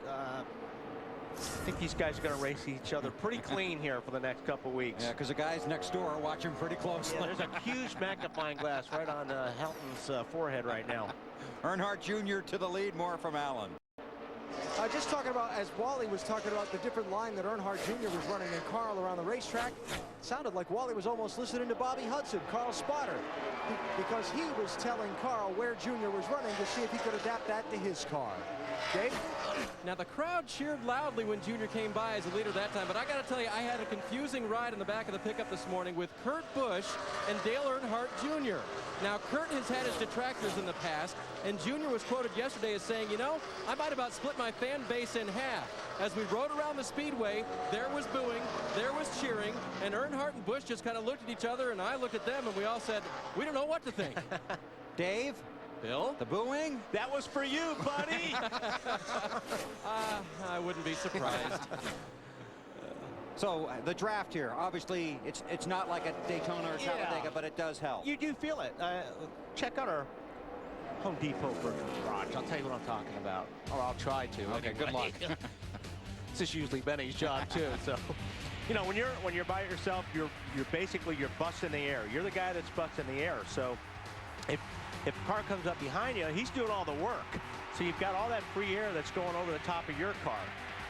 So you're running a little bit faster in second place. Now, if you've got a guy in front of you, you're going to actually be pushing him by the guy that's down on the bottom that's pushing the air by himself. So 2 cars, 3 cars are faster than 1. That's why you'll see a guy down on the bottom here at Michigan all by himself. You'll see 5 or 6 guys lined up on the high side. Well, those 5 or 6 cars are going to be faster than that one car. So that's why it's really hard to make a pass on the bottom unless you've got some help or a really good run.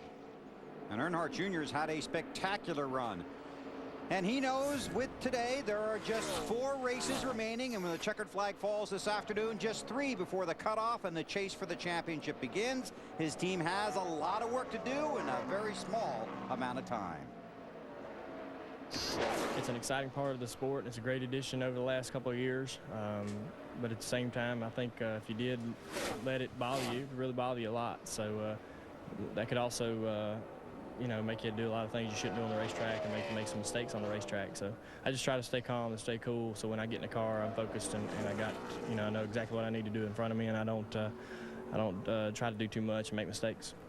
The pressure in this sport to perform is huge, but the race to the chase and the chase itself has made it even more intense. Yeah, they really have no idea how much pressure there is on these guys, the drivers, the teams. I mean, the sponsors put pressure on them, the team owners put pressure on them, the manufacturers put pressure on you, your wife puts pressure on you. I mean, it's just, you know, it's a lot of pressure, and it's so different. I mean, you go to the Busch garage or the truck garage, it's nothing like, you know, the tense you feel when you walk through a cup garage. It's just incredible. So there's a lot riding on the line. And you can feel it at this stage of the season when you walk into the garage, even as early as Friday morning, because the guys on the bubble are already worrying about, well, what's going to happen Sunday or what's going to happen between now and Sunday. Dave? And Bill, you remember how Dale Earnhardt Jr., when he's behind the wheel, sometimes relieves pressure during the race? With a conversation? Yes, he does. And with who usually? His cousin, Tony Eury Jr., the crew chief. And when he was running second behind Carl Edwards, he said, hey, buddy, you got to get in the ball game. Running second, guys. And so Tony Eury Jr. radios back, you know what? I got my ball, and I'm carrying it. And then he took the lead. He used to have that ball in the car, too, remember? Yeah. Wilson from the movie Castaway? Said he got lonely in there. He's lonely right now out front of Carl Edwards by a second. There's Tony Eury Jr., and these guys reunited this season. Anytime you make change on a NASCAR NEXTEL Cup team, it makes it a little harder to move forward. It takes a while for everything to come back together. These guys have struggled. Earnhardt Jr. right now currently 10th in the championship standings, but certainly still on the bubble. Strong run here today would mean a lot to these guys. Earnhardt Jr. over Carl Edwards, then it's Jeff Gordon, Casey Kane, and Matt Kenseth, the top 5. Working lap 92 of 200 here at the Michigan International Speedway. Dale Earnhardt Jr. won yesterday. He leads today.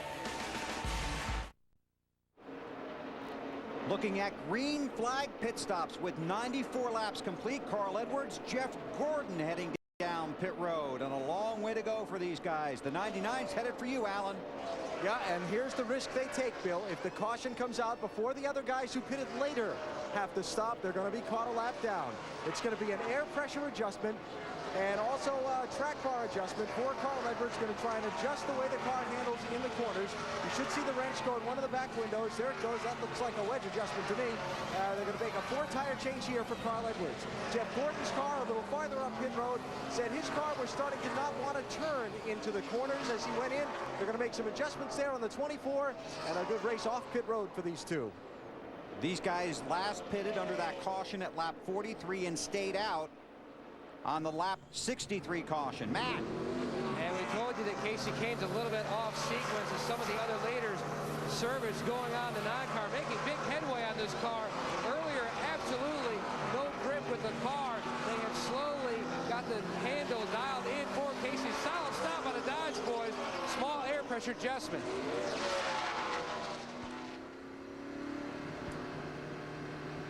Those are the guys that stayed out. The 99, the 24, and the 9 of Kane.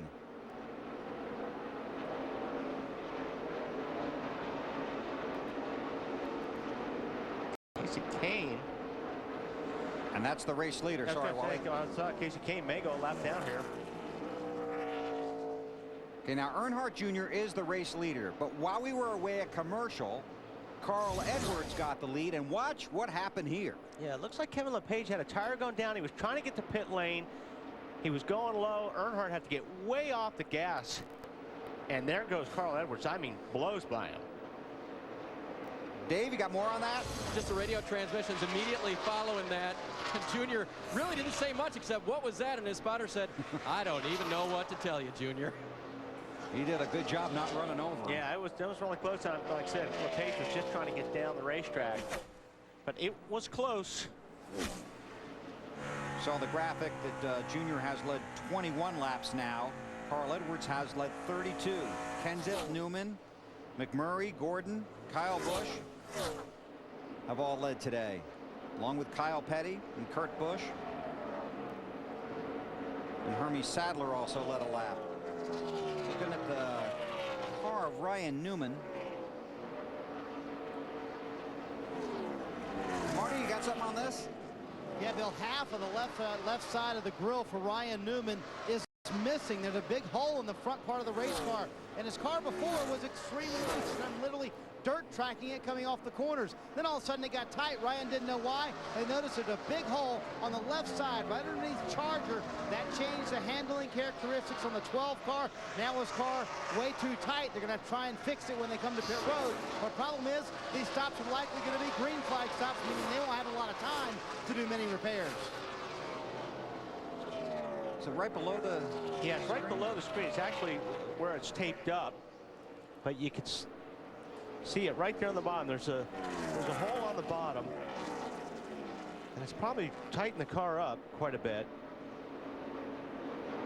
See if we can get a look at it right here. It's right there in that area. See that hole right there. Well, that won't be fun. Now, if I got to fix that under the green, it's going to be tough. I mean, they can put some tape over it, try to block that hole. Yeah, it'll never stay. There's the good look at it. Yeah. The sun shining right down on it. Been a frustrating season for that bunch. Previous winner here at Michigan. Just past the halfway mark. Dale Earnhardt Jr., the race leader. Be looking at some more green flag pit stops coming up. Earnhardt leads Kenseth, Boyer, Biffle, and Elliott Sadler. Green flag pit stops. Dave. Pit road right now, Bill, is the Kevin Harvick car. This car had gotten terribly loose coming off of the corner. Wondered if there was something wrong with that left front fender. They're going to go look at it as they go around, but it will be a 4-tire change for Harvick and adjustments to try to get the loose out of that car coming off the corners. Matt?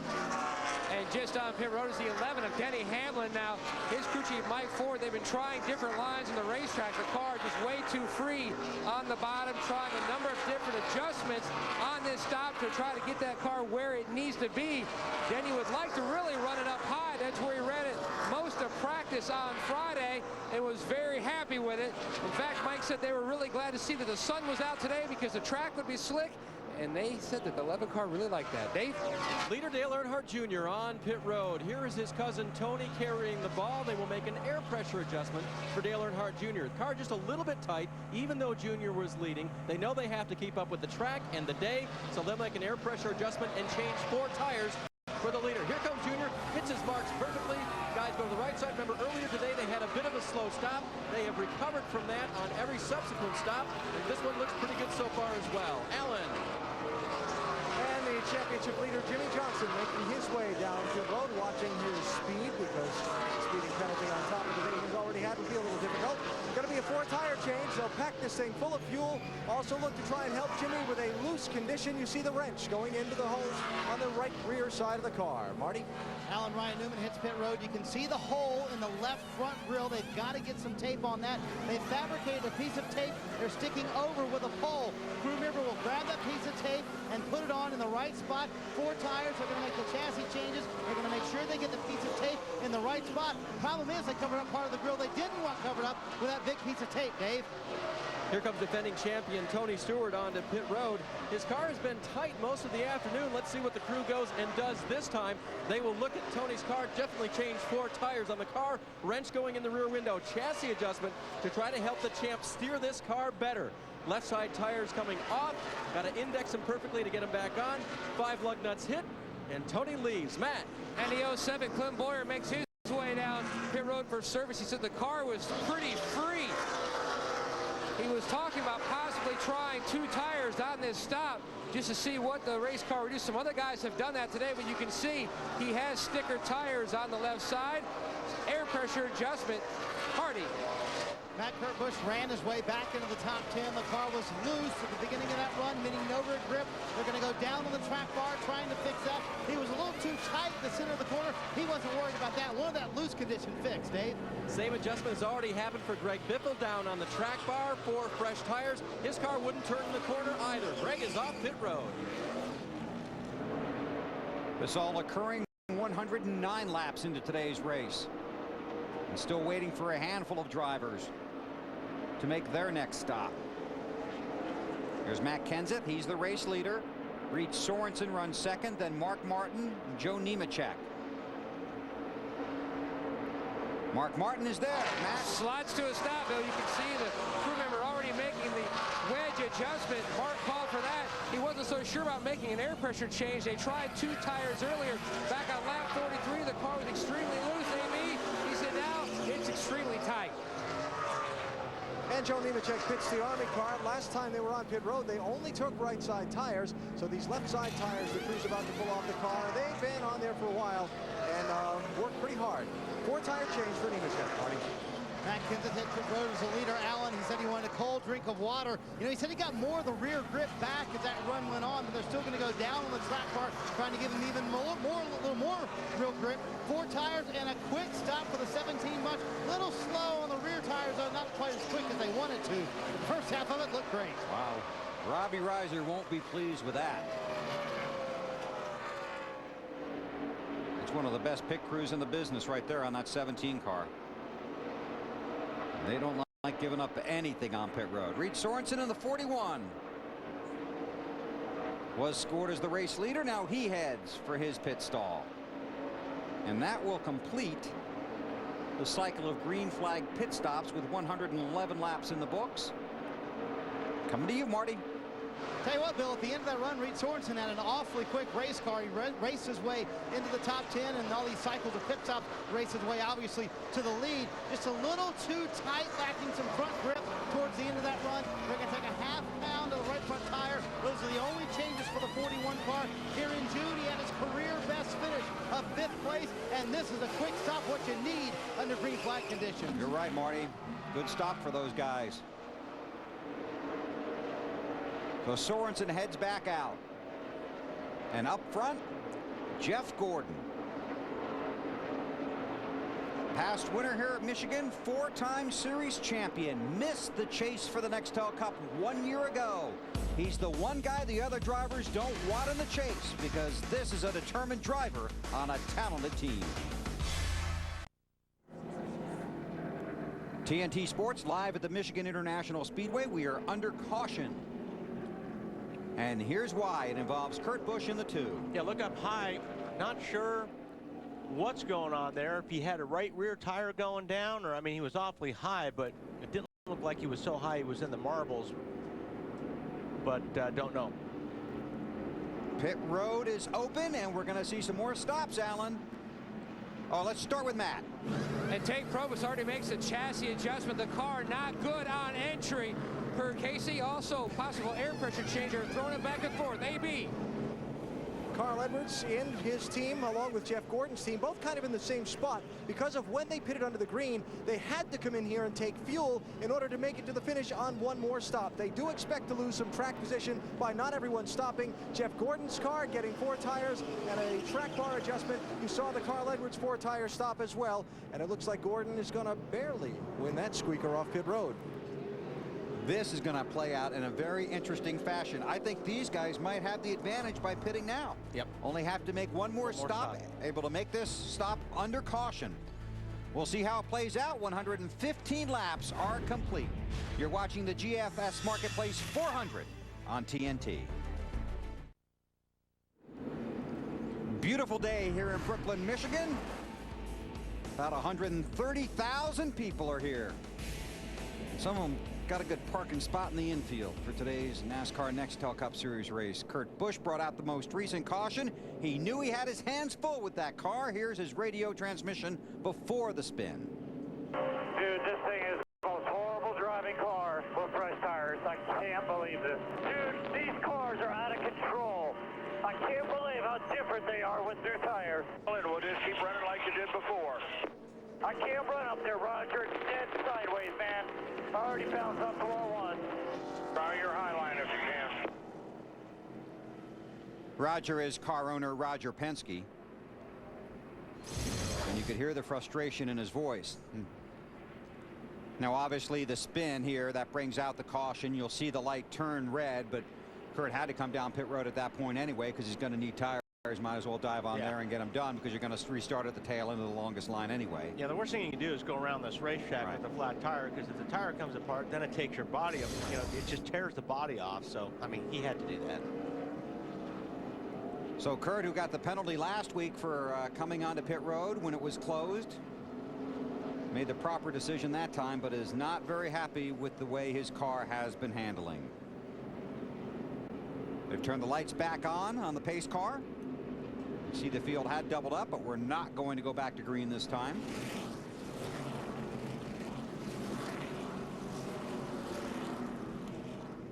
And a number of pit strategies playing out here with these guys diving on the pit road. Let's take a look at our DLP Picture Technology race recap. Fly over and all the pre-race excitement, and then the race excitement. Jimmie Johnson into the wall early and hard. Down pit road, have a look at it. Lap 18. Trouble. Yep. Jeff Gordon broke a motor. Jeff Burton. Jeff Burton. Thank you. Lap 24. Kevin Harvick. Just got away from him. Down on the bottom, trying to make that pass on the low side. He got sideways, did some damage to the front of the car, but the guys did a great job fixing it. Back in the race. Kyle Busch had a tire go down into the wall. He's currently scored 41st, 87 laps down. So we had a few guys with tire issues here. It seemed like for about a certain part of the race, there's a lot of guys that were going down. There's David Gilliland, and that's what you remember I was telling you about that tire coming apart. Yes. Although his fender's already crushed in, so the tire's not really ripping it up. Our DLP race recap.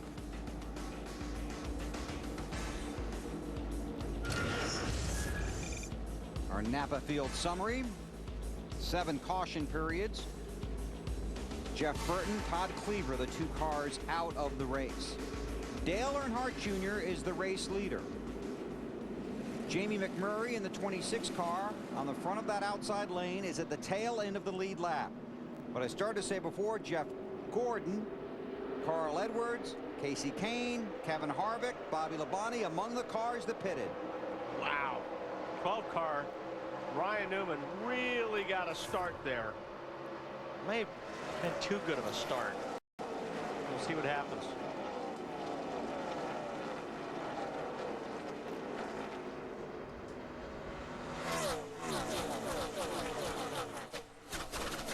Usually the guy on the bottom on the inside lane isn't supposed to get that good of a start.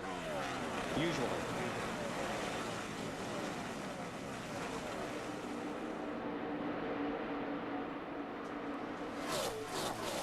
Robbie Gordon right in front of Earnhardt. Robbie's 1 lap. Well, at this second, he's on the lead lap. If Junior passes him, he'll put 1 lap down. And it's worth going back and mentioning again how good that 8 car has been here this afternoon. He's been the fastest car all day. I mean, there's no question about it. They can keep on top of the handling and not let it get away from them. You know, they're going to be very, very tough to beat today, Dave. And you got to be careful when you have a car that good, don't you, Wally? Yes, because you can mess it up. Well, or someone else can. We saw Kevin LePage dropping down low and almost getting into him earlier in the 49. On this restart, Jamie McMurray on the tail end of the lead lap in the 26 car. He started right in front of Dale Earnhardt Jr. They radioed to Junior, said, the 26 isn't real confident in their race car. And Junior said back, oh, great. He's still stuck back in traffic, and he is the leader. And there's an orange car with a 2 and a 0 on the side that might be coming. Stewart right there. Shown in the 4th spot right now. Man.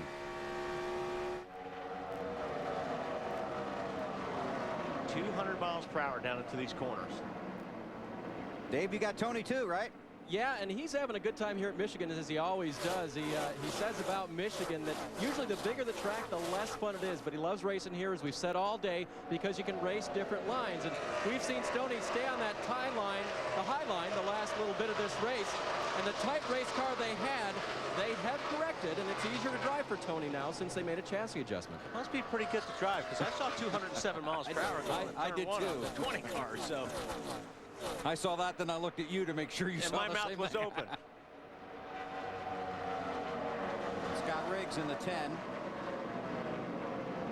Riggs is 1 lap down. Clint Boyer in 4th behind Tony. Jimmy Johnson is the 5th place car in the low Chevy.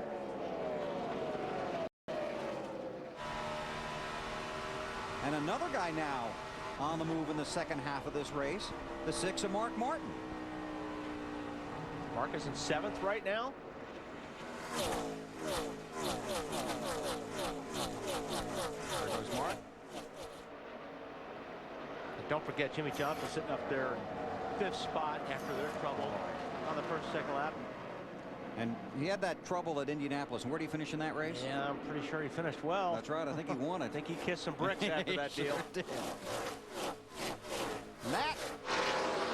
Bill, a concern just besides the way the race cars handled it for Mark Martin was his fuel pressure gauge was a little out of whack. They didn't know right before the last stop if he was getting low on fuel, maybe he wasn't picking up. But after the stop, Mark says the fuel pressure gauge is doing the exact same thing. So they think the gauge has just gone bad. But you see Mark running his Mark Martin line, about 1.5 lanes up from the bottom.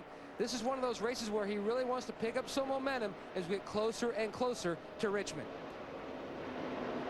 He was really happy with that car after happy hour. And talking to his guys this morning, I thought they'd have the weapon to get it done here. We'll see. Long way to go. 76 laps remain here at Michigan. Mark, the only driver to pull off the weekend sweep here at Michigan. Did it in August of '93. It's what Earnhardt Jr. is trying to do today. Alan, how about that 48 ride? Well, Bill, this is where these crew chiefs make the big bucks and have the forward vision in these races to make decisions. Remember when Jimmy Johnson pitted kind of by himself back at lap 54, then came back in with everybody else at lap 63. That was the lap that Jeff Gordon and Carl Edwards stayed out on. They had to stop under the green flag as the lead change goes here. Matt Kenseth looking at Earnhardt Jr. And does he have it? Maybe. We'll give it to the yellow car for now.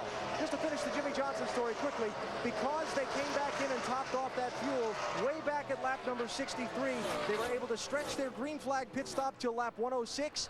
They can make the finish on one more stop, and by staying out this time, they're up to 5th. Got their track position back. Boy, you really got to be a master of managing your race strategy. Chad Knaus does an outstanding job of that. Kenseth down on the bottom. He's trying to get by that 8 car. Does he have enough? He just doesn't quite have enough to slide up in front of him, getting off the corners. It's hard to do down there, isn't it? It really is. Now they're coming up on some cars in front of them that they're going to have to probably change their line altogether now, because they've got some traffic they've got to move on. What's Junior saying about his car, Dave? You can run the high line, Wally, if your car is really fast. No, go out fast, but also loose. That's how you have to run that high line. And on this set of tires, he says it's looser than it was the last set. So he doesn't really like it at this point, and that's why the 17's catching him, Marty. Dave, all day in the first practice on Friday and then all day yesterday, and Matt Kenseth worked on making his car better on the bottom. And he said during that practice, I know Junior and those guys are going to be running the top. So kind of odd that Matt finally has his car working right on the bottom of the racetrack, because Wally, to get around him, you got to go where they aren't, right? That's right. And Junior's up high and Matt's down low. Matt's getting his car to work. The key for the 17 months, they think the car is better at the end of the run. So they may let this play out for a little bit on old tires. They think they might have something for that 8 car. He's working on him hard. I think the 2 got in the wall again, Bill. Wow. A lot more damage on the right front, or the right side of the car. And Kurt Busch, one of the guys on the outside looking in. Ooh, Junior had to check up here a little bit. That may have been enough for Kenseth to make this pass. He had a good run on the 12 car, but he had nowhere to pass him. And that just lost that little bit of momentum. Was see if Kenseth can make it happen. Come on down, sir. Come on. Got the caution out. Caution is out. And Matt Kenseth will be scored as the race leader. Yo! I believe he hit the wall, but again, since we talked last. Either there, to the garage, guys. To the garage. How about to the truck? Yeah. Charlotte. Well, he said it was a handful. Yeah, something definitely broke and went down there. Wow. Just finishing it off there. It has been a difficult season for him. They had very high hopes for the former series champion. Getting in that 2 car, driving for Roger Penske, moving Roy McCauley to crew chief.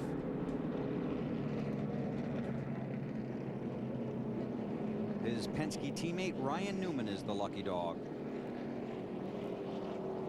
There's Kenseth, the race leader. Earnhardt Jr. is second. Tony Stewart in third. Then Clint Boyer and Jimmy Johnson. Okay, some guys stopped not that long ago. Pit road will be open. I think pit road will be very busy.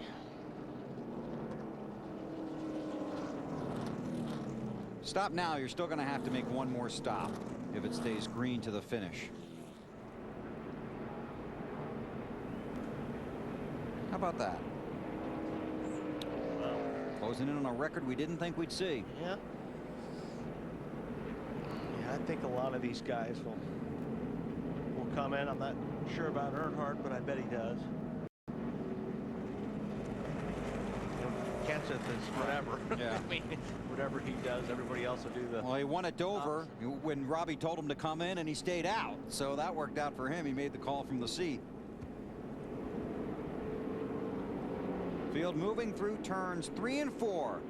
The fans watching to see who's coming to pit road.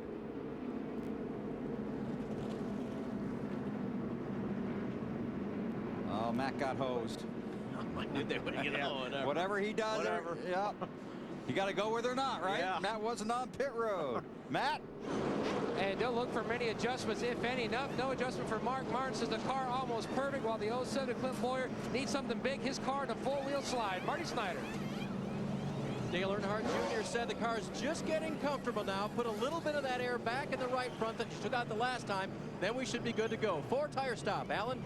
Going to be a 4-tire change and a chassis adjustment for Jimmy Johnson's team. Chad Knaus telling his team get it full, which they are working on doing right now. He expects people to take 2 tires and them to lose a little bit of track position as you see some cars going by, but a very good stop for the championship leading team.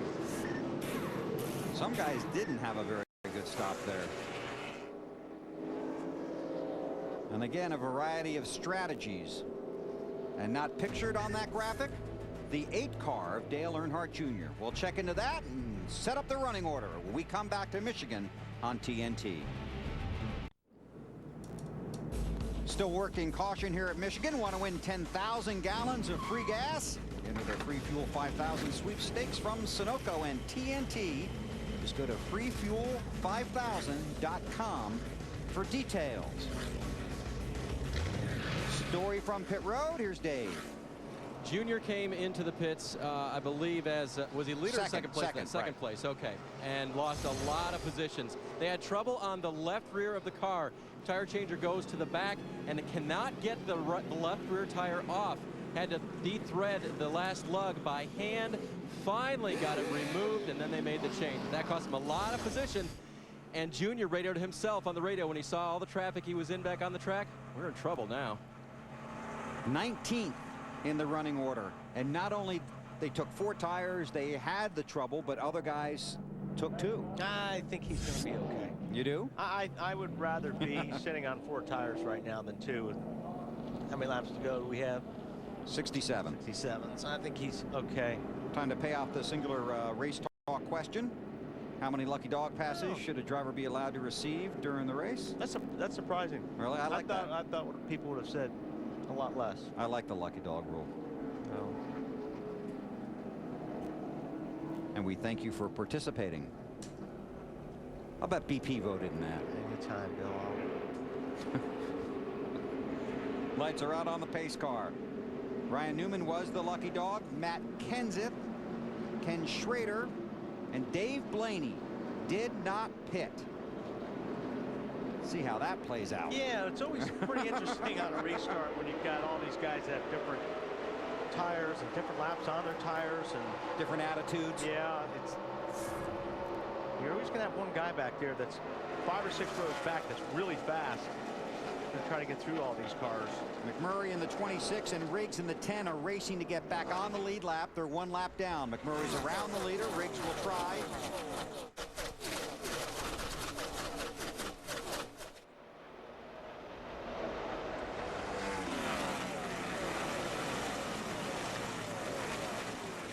Keep in mind that 17 and 26 are teammates. Yeah, he may give it a lap or two. Matt Kenseth. Right.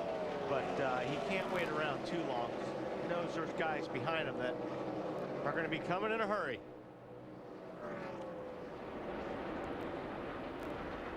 Marty? Well, as you can imagine, Matt was looking in his rearview mirror as the entire field came to pit road. He said, well, Robbie, that was just the entire field other than everybody, other than us. So they're going to try and stick it out with those old tires. Had a couple things going in their favor. Some other guys did not pit. The guys behind them took 2 tires. They're hoping all that does play to their favor. Matt's going to get out as far as he can. What they hope for now is about a 20-lap run so that everybody else, the next caution, comes down pit road with them for hopefully the final stop for the day. Greg Biffle getting a really good run off before there. He dives all the way to the bottom. Might pick up a couple spots here if he can slide up in front of Tony Raines, which he will. Biffle inside the top 10 here.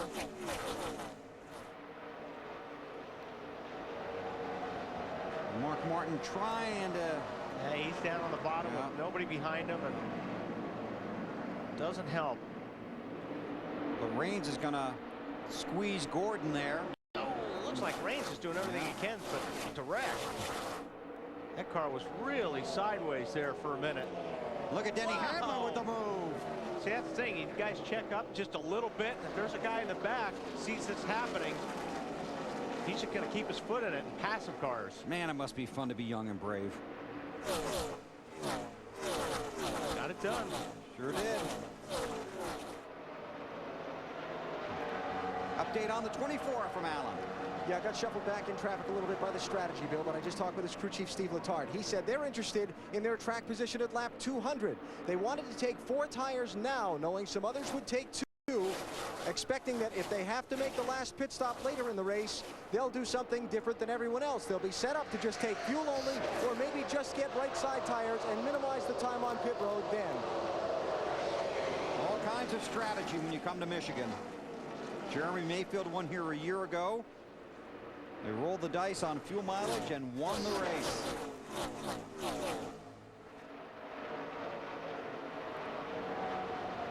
Reed Sorensen restarted 3rd, has fallen back to 6th after taking just 2 tires on pit road.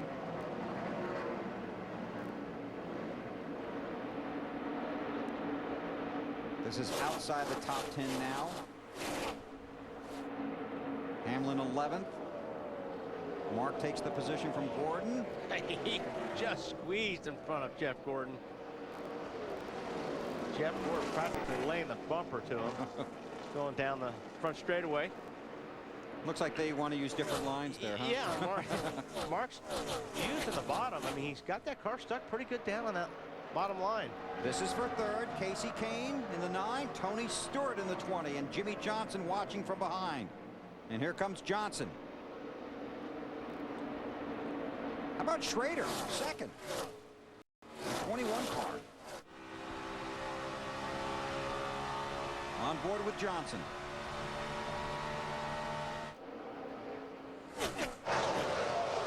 More on Schrader from AB. Yes, sir. Bill Michael McSwain reunited with Ken Trent. Oh, got a caution out. Caution is for debris.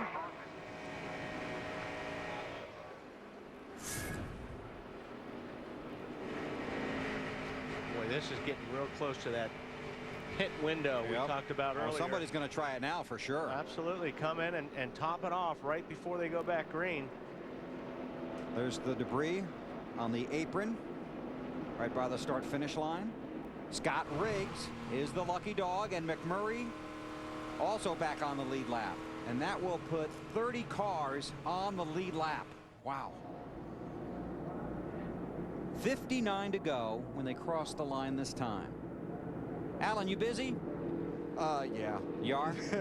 Yeah, but go ahead, I'll help. Well, we were talking fuel mileage before we came on the air today, and you came up with some numbers that were pretty good. I heard some people talking they could go as many as 52 laps on the last run of this race, Bill. What lap are we at now? We're on 141, 59 to go. Now, there are some people who think they may be able to go as far as 55 laps. That's the number that's an eye-opener, isn't it? Yeah, so if you come in now and you pack the car full of fuel, do you get enough caution laps where you can make it to the finish? I thought I heard Wally say it a minute ago while I was chatting with the crew chief. Somebody's going to try it, right? Yep, you're right. Somebody's going to try it for sure. And I think what you got to do is you got to wait till the last possible moment. You know, when they get the one to go, you need to duck down pit row, top it off there. Matt, you got something on Casey? Well, Bill, a lot of conversation back and forth between he and Kenny Francis, and basically talking about the fact that they're about 10 laps shy of their window, throwing around the possibility of just staying out for track position, and then when they get a little closer and get in within that window, then make their stop and their final adjustment. Thank you, sir. This is the 9th caution of the race. That ties the record here at Michigan.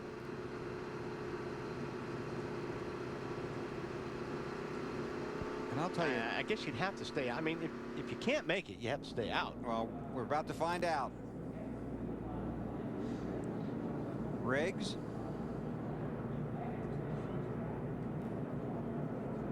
Up. I think there are some takers. See how it plays out. You're going to come back in and top off before they go back to green. Be fun to watch. Always is.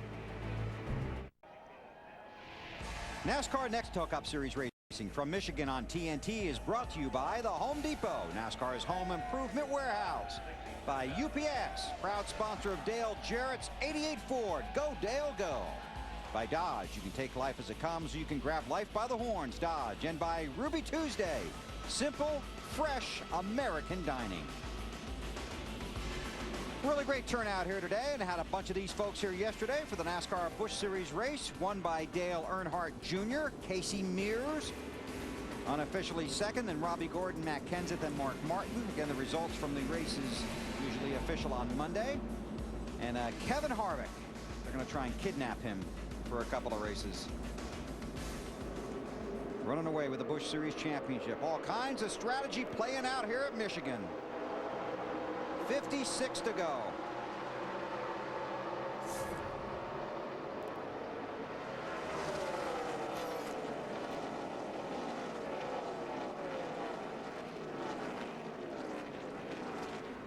Mixing it up with a lot of traffic right now, Bill. In fact, watching Earnhardt Jr. before that yellow came out, he was having a little bit of trouble back there. Stewart got tangled up behind Schrader. Jimmy Johnson trying to make a run.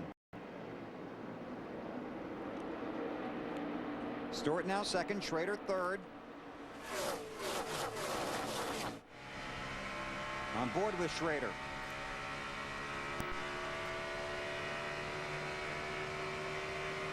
And just to point out, Jeremy Mayfield last year went 52 laps to win this race on fuel mileage.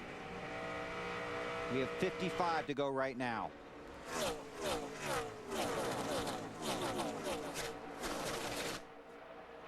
Now, Jimmy Johnson down on the low side. Wow, Kyle Petty in the middle of that and looked to be off the pace. Alan? Hey, Bill, remember at the very top of our broadcast just before the green, I talked about how Chad Knaus expected the upper lane to give up grip late in this race. Look where that 48 car is running. Right down on the bottom line in his final laps, and he's moving up. See how that plays out. There's Chad. Missed the first 4 races of the season. But this team has not missed a beat. Lead the championship standings right now by 104 points over Matt Kenseth. It's time to get racing. Yeah, they're going to get busy right now. They're running very hard. Casey Kane up a little bit higher than Tony Stewart's running right now. Jimmy Johnson right there with him.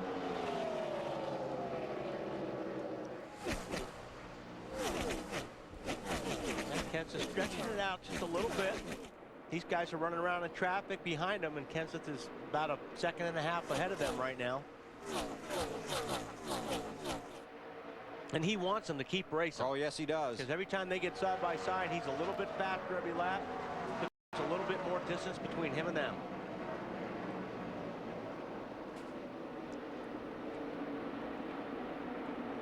Kane going for the Michigan sweeper in 2006. In the box, Dale Earnhardt Jr. Oh, man. Joe just looked like he just barely tagged the wall, but Junior's back in traffic, and there's just no place to pass these guys. So he's really been boxed up back there. Right now, he's over 4 seconds behind Matt Kenseth, so he really needs to work past these guys as fast as he can. Don't think his car's working as good right now as it was when he was out front. A little bobble there. He just lost a couple of positions there. Dave? We're going to try to find out some more about that, but they did tell him during the last caution, or actually after they had that bad pit stop, to not worry about the points. That was one of the first things that Junior asked about. Remember, coming into today, he was in 10th position, to the good by only 54 points.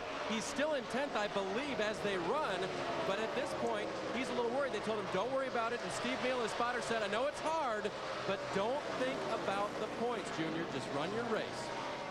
It's almost impossible not to think about the points, because that's all people keep ringing up every single day of the week. Well, and that's the guy he's racing right there. Hamlin, Gordon for the points. So he knows if I'm behind them, I'm in a bad situation. Yeah, it's almost impossible not to think about the points this time of the year.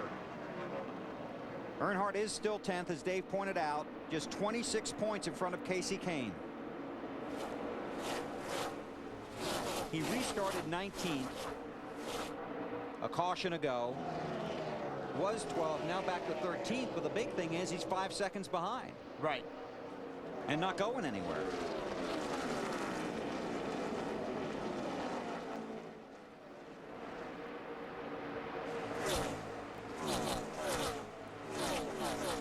Back up toward the front. Casey Kane has 4th. Carl Edwards wants it. And got it.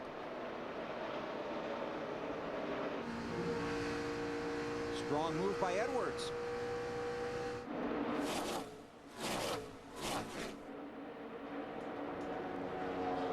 Yeah, Carl got a really good run there and was able to get in front of Casey before they got out of the corner. 205 miles per hour off of Casey Kane's car going down to turn 1. These guys are hauling. It's fast, isn't it?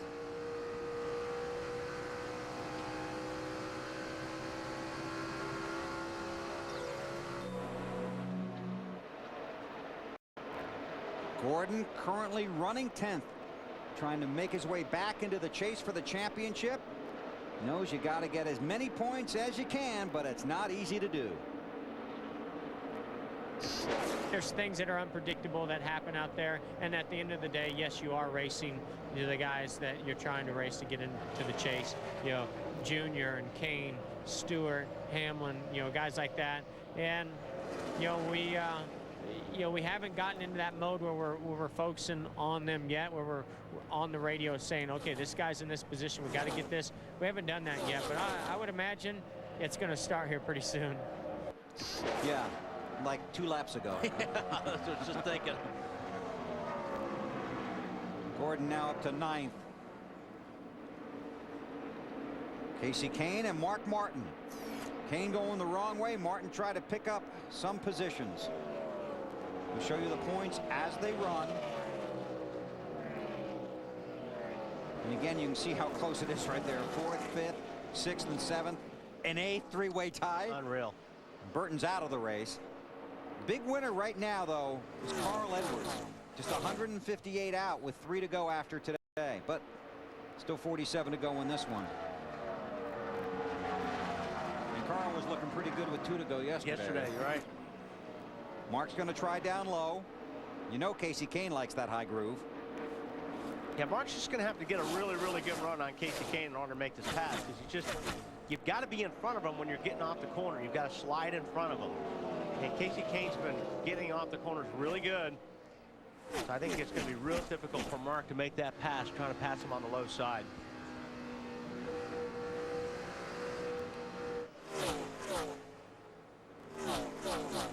Kenseth leads. Stewart, Johnson, Carl Edwards, Casey Kane. Mark working all over the back bumper of Kane. Matt Kenseth, former NASCAR NEXTEL Cup Series champion, second in the standings here in 2006. Looking to take his boys and Robbie Reiser back to victory lane. But that orange 20 car is closing in. 42 laps to go, and former series champion Matt Kenseth leads Carl Edwards by 1.6 seconds. Then it's Jimmy Johnson, Casey Kane, and Tony Stewart has slipped back to the 5th position. Let's check out strategy down the stretch here. Oh, caution is out. J.J. Yaley.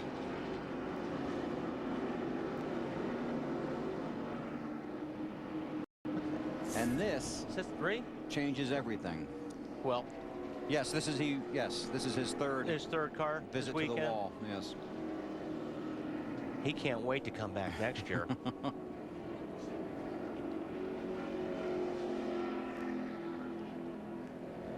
Okay, we'll go on board with Stremme, see what we can see.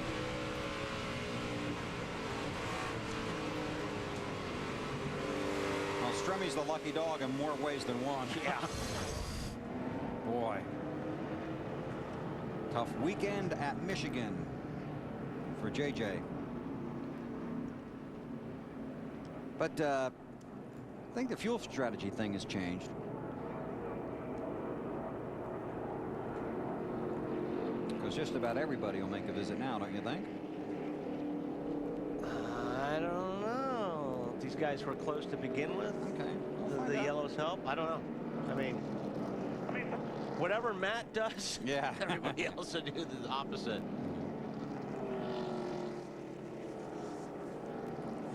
Let's take a look at our All-State Good Hands driver. How about Dale Earnhardt Jr.? I'm going fast. I'm going fast. Oh, man. It's like riding with Wally on the way to the airport. Didn't hit him. Watch Carl go by. There we go. Allstate, the official insurance sponsor of NASCAR, and Earnhardt gets our Allstate Good Hands Driver Award. On board with Dale Jr. 2 tires and fuel. That what you're doing? That's what I would do. Taking 4. You sissy. I'm taking 4. And then it's going to put you in the back. You're going to be stuck in traffic. Because I think Wait on the gas, Russ. Let's go hill here. it's Robbie Reiser, Kenseth's crew chief. Time for our pit guys to go to work. Here they come. Matt. And a lot of conversation, Bill, just about whether to make any adjustments at all. As you see the 9 of Casey Kane peel off to a stop. He said just bolt 4 tires on it and let's go. He says the car just way too free to run the bottom. Absolutely no side bite. Marty, that's why you've seen him go back to the high side. What a break for the leader, Matt Kenseth, who is 2 laps away from a green flag pit stop and giving up all that track position. No front grip. They make air pressure adjustments to fix that. Dave? Tony Stewart's car too tight in the middle of the corner. Track bar, air pressure out of the right front. He's gone. Allen. A 4-tire change here for Carl Edwards. Going to fill it up with fuel. They made a small adjustment to the car. Let's see how things sort out off of pit road.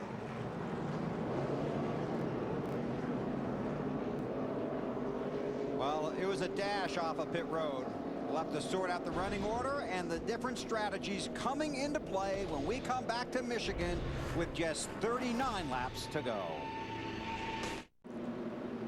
Coming to the green, Clint Boyer is the race leader. Elliott Sadler runs second. They took 2 tires. Matt Kenseth is third. Green flag, come on.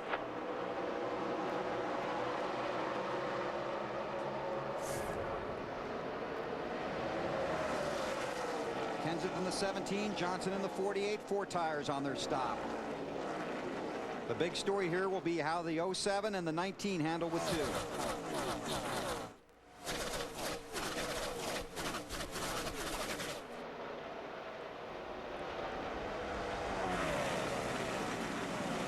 Matt looking low, but Elliott Sadler shutting the door on his first ride for Evernham Motorsports. But he's going to slide up the racetrack. Don't know if Kenseth's got enough steam. He's going to pull beside him. Ew, those 4 tires got him through 4 pretty good. I'm liking my 4 tires. Yeah, well, I would have blocked a little bit more. I believe that. Kenseth chasing Boyer for the lead. Earnhardt Jr. is back in 15th, has not had much luck in traffic after leading 40 laps earlier in the race. Matt Kenseth around Boyer. Boyer coming back. Yeah, Kenseth slipped up the racetrack a little bit. He had to get out of the throttle just a little. Boyer didn't. They drag race down the straightaway. Kenseth by 3/1000ths of a second if you're scoring at home. What are you doing, Marty? Wow, that was close, too.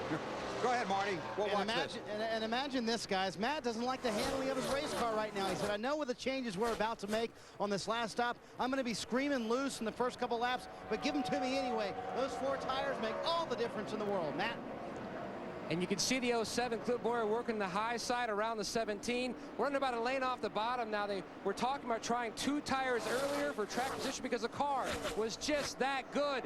They're hoping now they can just keep him out front. It was a little bit free, but it was a little tight on entry, but not bad, Bill. Thanks, Matt. Kenseth knows the 4 are better than 2.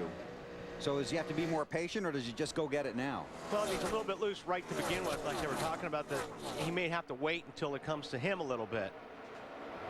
So yeah, I mean, he's got plenty of time. We've got 34 laps here left in the race. Black flag for the 88 of Dale Jarrett for smoking on the racetrack. I thought he quit that. 07 car's really loose right there. I mean, you saw him a couple times catch that car through 3 and 4. The car was smoking. Oh, the car was smoking. His 2 tires are still working pretty good, but he's got his hands full, and Kenseth sees that. He's going to get behind him and make it worse, or I would. But Matt's a much nicer guy than you are. That's true. And he's going to get the spot here. I think his tires have finally come in, got the pressures in them.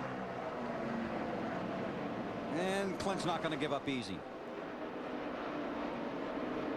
Boy, you see Boyer's hand working it up? Boyer's hand keeps going to the right. That's not what you want on an oval. This is why fans come to Michigan and watch the Michigan race. Just 32 to go. Now Matt's got him. He's got him. Now he's going to climb up high. And here come the Jimmy Johnson looks like he's got his hands full too. So a hungry pack behind him. Johnson, Kane, Stewart. Here comes Mark Martin inside of Elliott Sadler.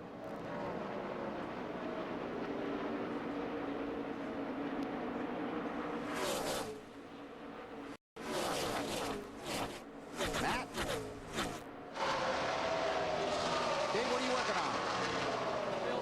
Bill, I'll talk a little Elliott Sadler here. It's fun to watch these guys gamble at the end of this race for track position to keep Elliott up front. Remember the 19 car here last year? We've already talked about it. Jerry Mayfield gambled on fuel mileage at the end and won the race and essentially put his team into the chase. This year, new driver here at Michigan, having a great day. The chemistry seems to be working, and at the end of the race, they said, let's have a little fun. Stay up front, take 2 tires, and hopefully they can stay up front. Thank you, Dave. If Elliott Sadler can get a top 10, that'd be huge for him, huge for Evernham Motorsports. Of course, their #1 goal, trying to get Casey Kane into the chase. He's climbed his way up to 3rd. But Sadler knows it's all about momentum at the end of 2006, heading for 07. I think momentum is a big part of our sport, and if we can gain some momentum the next 14 races, we're going to feel like when we go to Daytona, we're going to be a top 10 team. So we're really looking forward to each track and what we need to do and try to build off this thing. You know, this is my first time ever in a Dodge Charger, so I've got a lot to learn in traffic and stuff like that, and you know, I'm looking forward to learning. I think the learning curve is going to be steep. You know, this team's out of the top 35 in points, so we got a lot of work to do each and every week we get to the racetrack. And, you know, we talked about how much pressure is on this deal right now. You've never seen drivers switching rides this early in the season. And I think a big part of that is that, just like Elliott said, you're trying to get that momentum. So when you come to Daytona, you know, it's not like you're coming with a new team and you're learning everybody, because that does take time. So, you know, we talked about it yesterday. I think it's real smart to do it this way. If it's not working and you know it's going to change at the end of the year anyway, then do it now. Right. It's best for everybody. And a lot of people didn't think Elliott Sadler was going to leave Yates with, you know, 14-15 to go, but it worked out best for both sides. Right. I don't think he was until a situation happened with Jeremy, and that opened up the door and said, hey, let's get it done now. Teammates, the 48 of Johnson, the 24 of Gordon, behind the 6 of Mark Martin. More on the 48 from Allen. Yeah, first of all, Bill, his pit crew has had some outstanding stops today. They gained him a couple of spots on that last pit stop. They also made a chassis adjustment. Jimmy reporting in just a minute ago that his car lacking some rear end grip, and he's fighting to hang on to every position he can. You saw that right away, didn't you? Yeah, I've been seeing that since they dropped the green. He's really had his hands full, and you can see the wheel through the car. That's what's so cool about watching these races. A lot of these guys have tape on the steering wheel. It's a white piece of tape. So when you come in the pits, you've got your steering wheel. It helps the driver keep his steering wheel straight so they can get the wheels off the car. But if you look at it through the corners, or guys got white gloves, and you see that tape going, you know, to the right, you know that their car is loose, and they're hanging on to it. Another guy that's fun to watch is Biffle, because his car's usually always loose, and that wheel's always going to the right. He loves a loose race car. There's his teammate, Matt Kenseth, by 0.2 of a second over Clint Boyer. We'll take our final green flag commercial break. Come back for the finish at Michigan. NASCAR NEXTEL Cup Racing on TNT is brought to you by DLP Picture Technology from Texas Instruments. HDTV doesn't get any more real than this. By Ford, bold moves. By NEXTEL, get closer to the NASCAR NEXTEL Cup Series with NEXTEL only from Sprint. And by Applebee's Neighborhood Grill and Bar. Eating good in the neighborhood. Applebee's. Matt Kenseth, the race leader, by 0.9 of a second over Clint Boyer. Jeff Gordon runs third. That is Stewart and Casey Kane. 22 laps to go. Our Ford bold move of the race goes to Matt Kenseth. Works his way around Clint Boyer. Using 4 tires and a strong pit stop and some good driving, our Ford bold move of the race to Matt Kenseth. Matt Yoakum. Bill, mathematically, Kurt Busch still has a shot to make the chase, but Kurt, it is a huge mountain to climb. Describe just the emotions over the past few weeks. It has been a tough month of August for you. Yeah, it's all right. I mean, Roy and I were just talking about how we can take a car that can almost lead a lap at Michigan, and then by the end of the run be dead sideways loose. And so we've been working on that. You know, it's just unfortunate I couldn't hang on to it. I lost it just trying to run dead last after we're just trying to lead. So we're really confused on the 1.5-mile, 2-mile tracks. But next week's Bristol, and that's a good track for us. We won there earlier this year, and you know, our chase hopes are still there, but man, it's going to be tough. So we just might go to work on what we need to do to really get these things to run on a 1.5-mile track. Your season started with such high hopes. Now do you change, like you mentioned, your goals and look ahead to 2007? Even though we're going to have the car tomorrow, you're still going to be running a lot of this type of track configurations with this car. Yeah, so that's where we really just have to get it dialed in and take our time. Can't rush into anything stupid. I think that's maybe what we had today, where we're just reaching, just trying to hang on to those final spots to get into the chase. You know, it's a new element for me. Last couple of years I've been in the chase and didn't have to think about it. This year it's been a long run to try to get in, and so it's over, but it's not over. So, you know, we're not disappointed with where we are right now, with how we've run lately.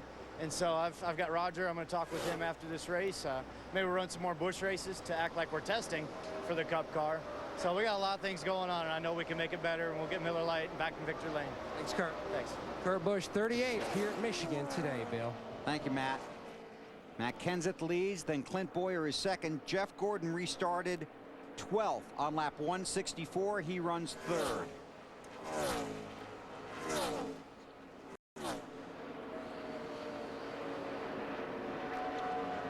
And Ryan Newman, his teammate, of course, his teammate's not having a good day either. No. Ryan is 27th spot right now. And Carl Edwards led 32 laps earlier in this race, and he has fallen all the way back. 19th right now. 19th, okay, and that's really hurting him in the championship standings. He was like in the top 6 right 10 laps ago, wasn't he? Yep. He's struggling. Earnhardt Jr. has made his way to 10th with 18 to go. There you see Gordon, the fastest. Speeds at the line. Jimmy Johnson restarted 5th on lap 164. 12th right now. And is the cliche he has his hands full? He feels like he's on a half-mile dirt track. Watch him go down into turn 3.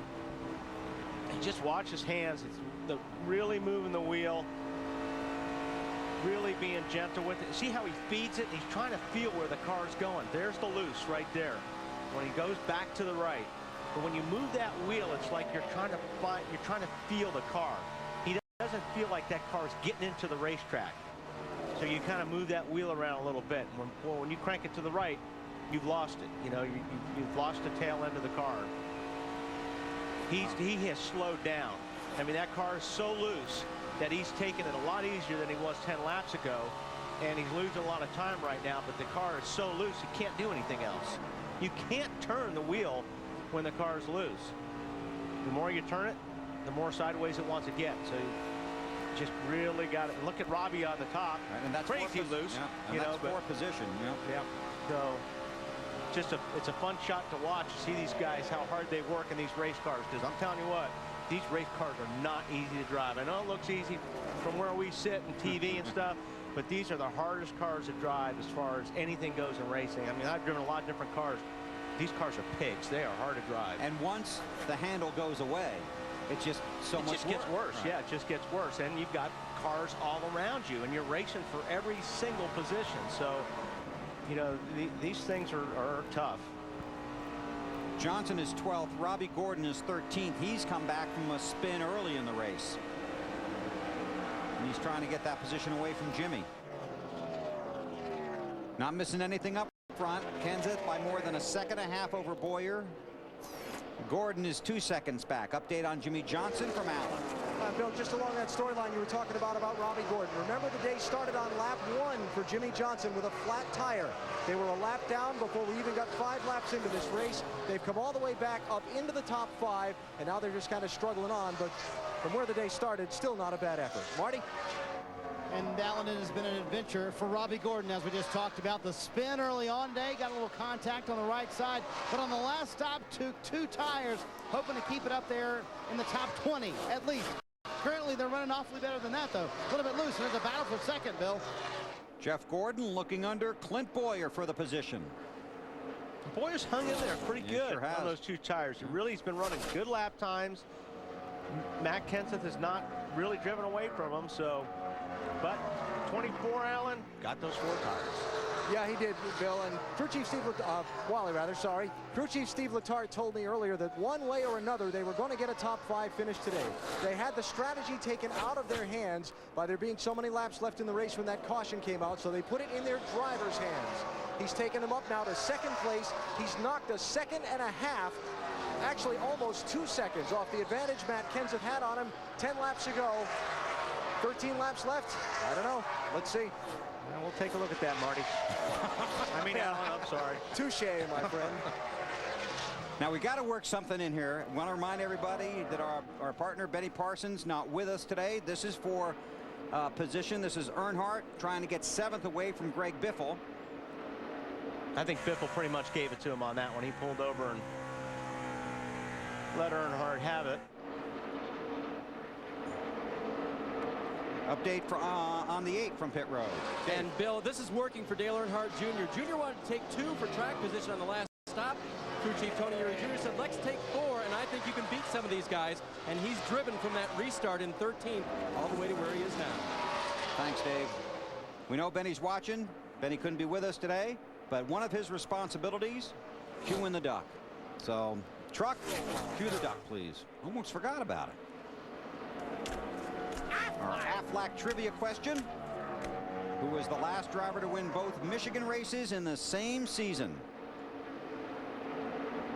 Come on, Wally, take a stab at it. The Yates driver? I don't think so. No. Then I don't know. Bobby Labonte. Bobby Labonte. Back in 1995. Three-time winner here. Aflac. Our Aflac trivia question. Hopefully BP be back with us soon and he can go back to cueing the duck so we don't have to wait till 11 to go because I forgot all about it. So now the thing to watch is see if Gordon can close in on Kenseth. Right here, Hamlin racing for a position. Last time at the line, it was 1.8 seconds. There's Matt. There's Gordon. Well, let's see what it looks like this time at across the line. Jeff Gordon that time was, I mean, just a tick slower than Matt Kenseth. How about the leader, Marty? Well, Bill, isn't this interesting? This seems to be a replay of Chicago, isn't it? Matt Kenseth out front in the same exact race car. Jeff Gordon a little faster behind him, catching him. They radioed to him, so the 24 is coming. Matt said, I know he's coming.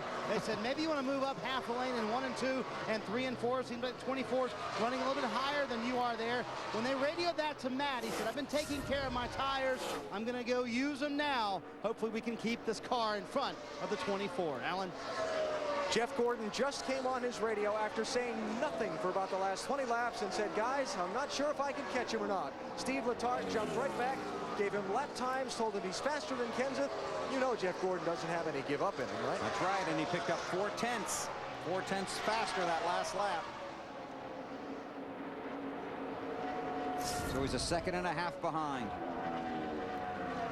And just one news item you'll be reading about in the coming days. There is a huge test tomorrow here at Michigan with the car of tomorrow. About a dozen or 14 teams. And NASCAR is looking forward to that. And Vice President for Competition Robin Pemberton told me in the garage this weekend that they are looking at a way of perhaps modifying the stoplight coming on to pit road that indicates whether the pits are open or closed coming off the Kurt Busch incident last week at Watkins Glen. Nothing has been done, but basically what Robin said, we want to make it better for the competitors and we want less headaches for ourselves. So they're going to try and look at that. There have been several options kicked around in the garage area since Watkins Glen, including perhaps adding a yellow light before the red light comes on or moving the line. But anyway, NASCAR wants to look at that. I think that light is hard to see. I mean, although it doesn't look like it from where we sit and everybody else sees it, but sometimes it's really hard to see when it's up that high. And when you're a driver, you're coming down pit lane, you know, you're really trying to focus on, you're looking for your pits. Right. So that light needs to be a little bit lower. Matt Kenseth continues to lead. Gordon still second. Then it's Boyer, Stewart, and Casey Kane. Carl Edwards, Allen has dropped all the way back to 23rd. Yeah, Bill, and he restarted 7th with 37 to go. I know this race for the lead's good. We just want to not let the story of Carl go before we tell you this. Just after that restart, he bounced off of someone or something. Never said what. Just called in on the radio, said he had damaged the fender on his car, and he's been done since then, sliding backwards. And if you weren't with us for the Bank of America countdown to green, NASCAR very unhappy with the way Carl behaved after the race here yesterday, making a run at Earnhardt's car after the race was over, then going to victory lane to discuss the incident with Dale Earnhardt Jr. Penalties and/or fines could come tomorrow or Tuesday. Well, I'll tell you what, where Jeff Gordon's running right now, it shoots him up to, what, 6th? Yes. In the point standing. So this is a pretty good day for those guys. I said earlier, they thought they had a really good race car for this race today, and so kind of car slow coming off of turn 2. It's Martin Truex. 5 to go. Left front is flat. If he can get to the apron and slow down and keep that tire together, we should be able to stay under green. Pick up on the rear bumper. Left rear is flat as well. He's got a big old wheel mark in the side of the car.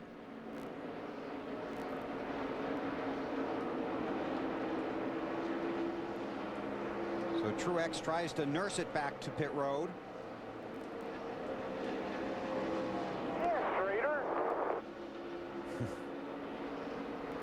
There's the race leader, Matt Kenseth.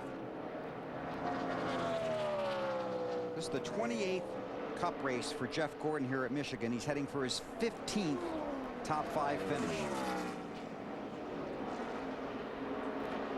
This is a strong run for them because, you know, this is the type of track they have struggled on, as Jeff talked about earlier in the race. And you were talking about the championship standings. Jeff Burton came in 4th. He has fallen to 9th. Wow.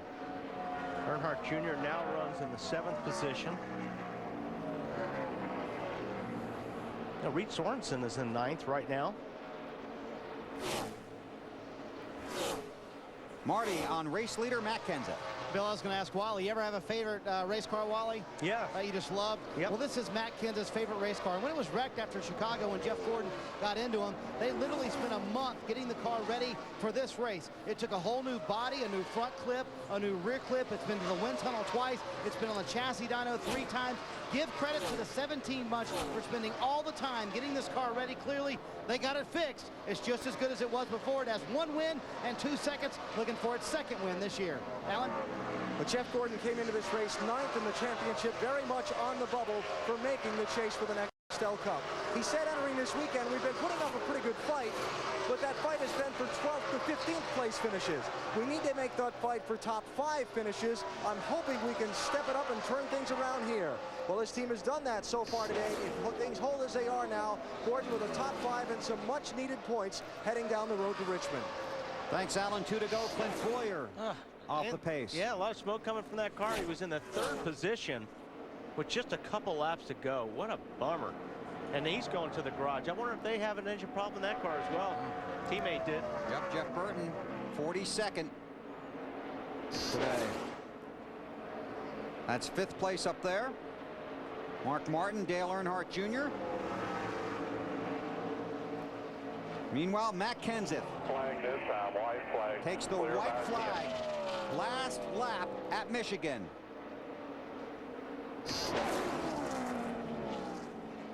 Gordon is close to within 0.8 of a second. Does look a little like Chicago, doesn't it? I don't think you're going to have the same outcome as in Chicago, though. Clear by 10. This is a strong performance for Matt Kenseth and that Robbie Reiser-led team. 2nd in the championship standings right now, just 58 points behind Jimmy Johnson. Matt started working on cars when he was 13 along with his dad. Started racing at 16. He already has one NEXTEL Cup championship, trying to get another, trying to make the chase for the championship. Matt Kenseth wins at Michigan. Good job, guys. I thought I was going to blow it again. I was getting so tight. Good job.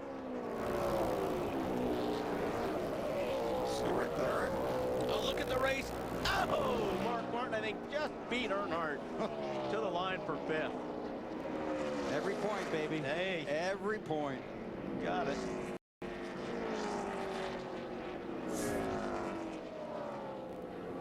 Elliott Sadler, 10th. Momentum. Yeah, that's a great start. So Kane is 4th. Sadler is 10th.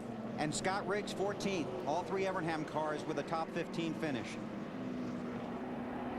Here's Marty. Well, what a day for the 17 crew. They were 1 lap from having to make a green flag pit stop in the middle of this race. You're getting some congratulations. All that work that went into this car over the last month paid off, didn't it, Rob? Well, it says a lot for the guys that work back at the shop and build the engines and build the cars. I mean, to have a car get wrecked that bad and bring it back your first time back and run as well as we did, it says a lot for everybody that works in these race cars and this race team. You having flashbacks to Chicago when the 24 was catching you? Well, I think Matt was probably having flashbacks, and he was probably, he was saving that car for the end. I think, we were waiting for that green-white checker that always seems to come out mysteriously. So, great job to Matt and everybody here. No overtime today. Matt Kenseth wins in Michigan. This car was so bad here on Friday when they were lined up for qualifying and the weather was gloomy. His guys were doing a rain dance on pit road, hoping qualifying would get rained out so we'd have a good qualifying spot. Then Matt went out and qualified 3rd. and won the race. And we've talked about it before, but that's an extremely close-knit team. And it's not just the 7 guys over the wall or the guys here at the racetrack. It's the entire organization. It's Katie, his wife.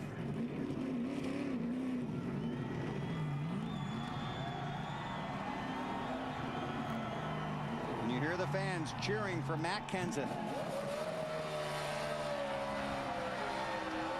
You know his dad Roy, mom Nikki are watching.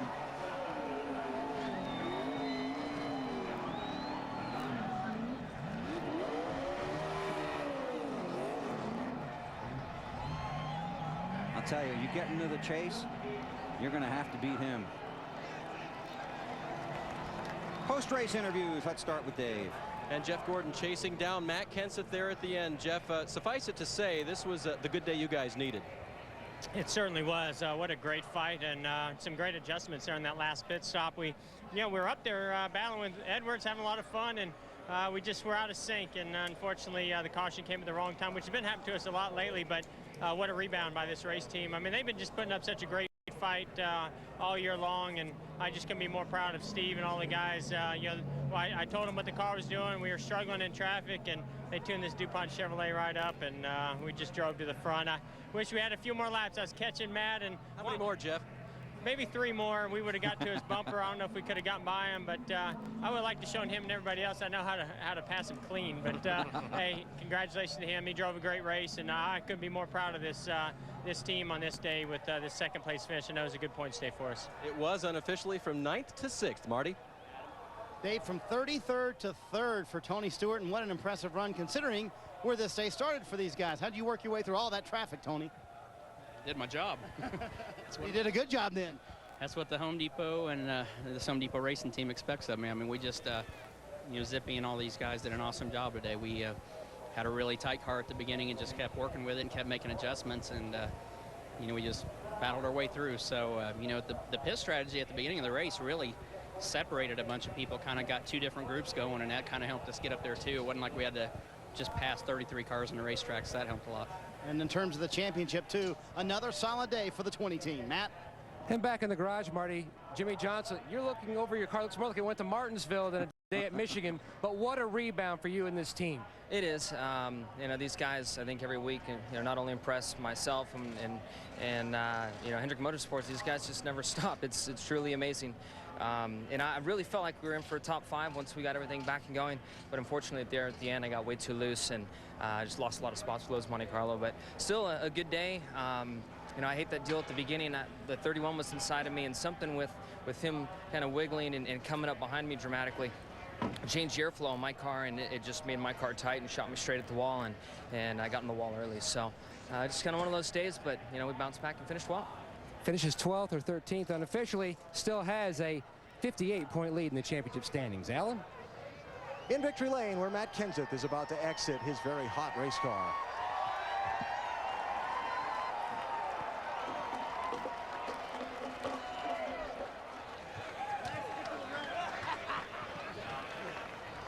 And just so we set the record straight, here's a guy drove a 400-mile race all day, perfectly fine, and he scratched himself taking his helmet off. Congratulations on your 3rd win of the year. When Jeff Gordon was closing on you in those last 20 laps, what were you thinking? I was hoping he didn't catch me. I did have flashbacks to Chicago and even Las Vegas, where Jimmy beat me at then. So I just we were a little too tight that run. I just tried to really back up the corner and not use up the front tires. Vegas, I ran the front tires off, and I really did at Bristol too, and Chicago we were too tight. So I just decided to go slow and begin the run, save what I could for the end, and thankfully we had just enough. When you came down pit road, when you stayed on the racetrack rather at lap 131, and everybody else came down pit road, did you think your chance to win was done? I didn't know. I knew everybody had to pit one more time, and earlier in the race, everybody was on old tires, and that was actually our fastest run, like on 10-lap tires. So I gave Robbie so much crap all week for our pit strategy at Watkins Glen. I'm glad it worked out today. He did a great job of, after we ran a few laps, we went out there, if not pitting the next lap, but just sticking with it and saying, no, we're only going to pit one more time. So he did a great job. And real quick, I got to thank DeWalt and Ford Fusion, USG Sheetrock, R&L Carriers, Carhartt, and G Silicone. And we just got great partners on this car. I'm just so proud to be part of this team. Congratulations. Thank you. Matt Kenseth wins today at Michigan. Marty? Alan Dillon Hart Jr. finishes 6th. And walk me through the middle part of that race after that pit stop. Well, we were really good at the start. One of the best cars, I thought. We led a lot of laps, which was a lot of fun. Good to run like that on a track like this in front of these fans, so in front of the Chevy crowd. So we made a mistake on the pit road. I don't really know what it is or what happened, but it cost us a lot of points, and we came out 20th or something like that. It's tough for me to rebound after that. We tried, but we got up to 6th or 7th or whatever. I know you had fun battling with Mark Martin as well at the end. Mark's a legend. I got the utmost respect for him. Watched him and my daddy run a lot of races together, and when I can be on the racetrack with him and trying to catch him at the end for a position, that's a great scenario for a guy like myself. Just watched him race for so many years.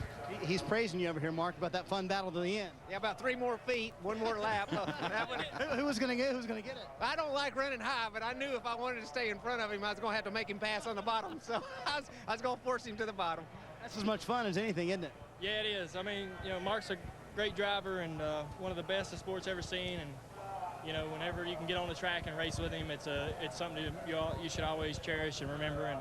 And I don't get to do it often, but it's a lot of fun. It's something a lot of fun. There's only 200 laps, a handshake there at the end. Mark Martin finishes 5th, Dale Jr. 6th. Dave?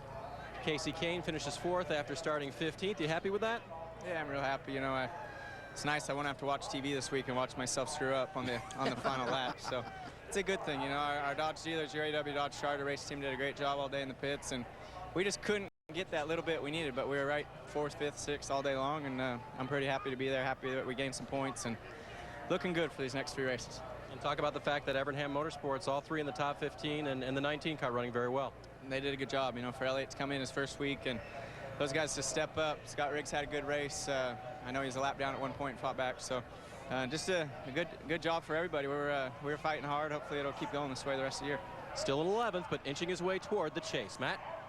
Carl Edwards back here in his car. It looks like he had one final adjustment on the side of your car. You're joking around, and obviously that wasn't the right one. Yeah, it's not really that funny, but I did adjust it there on the wall. It was, but it tightened it up a little too much, so I just made a misjudgment there. We had a great car all day, Office Depot, and all my guys did a great job. But I had fun right up until that. But heck, we'll just go on, man. We'll keep our heads up. Worst thing we can do right now is get down, but it's just another one of those days, man.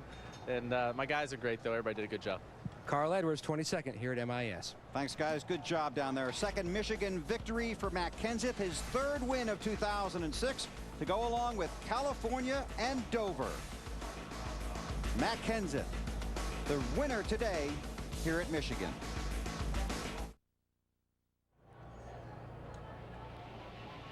Here are the championship standings with 3 races before the cutoff. Jimmy Johnson did not lock himself in today. He'll probably do that next weekend, depending what happens at Bristol. Matt Kenseth, 58 back. The big number here, 4th place. Mark Martin is only 138 points ahead of 11th place Casey Kane.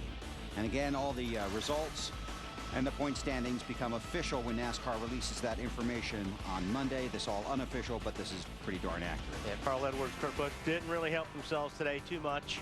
They just made it a whole lot tougher to get in this chase. Yeah, so Casey Kane and Biff will have a shot, but right. Edwards... And, yeah, they really don't. Yeah, and it's going to be tough next week because you know where we are next week? We are in Bristol. NASCAR, Bristol. Next week, that's all you need to know. It all starts with Friday. It's NEXTEL Cup final practice at 7 Eastern, followed by the NASCAR Busch Series in action at Bristol. Then Saturday, we're back under the lights. It's the Sharpie 500 as the race to the chase continues on TNT. Our coverage Saturday night begins at 7 o'clock Eastern with the Bank of America Countdown to Green. Next on TNT, don't miss Signs on the East Coast, and on the West Coast, A Few Good Men. Our best get well wishes to Benny Parsons, and congratulations to Matt Kenseth, the winner at Michigan.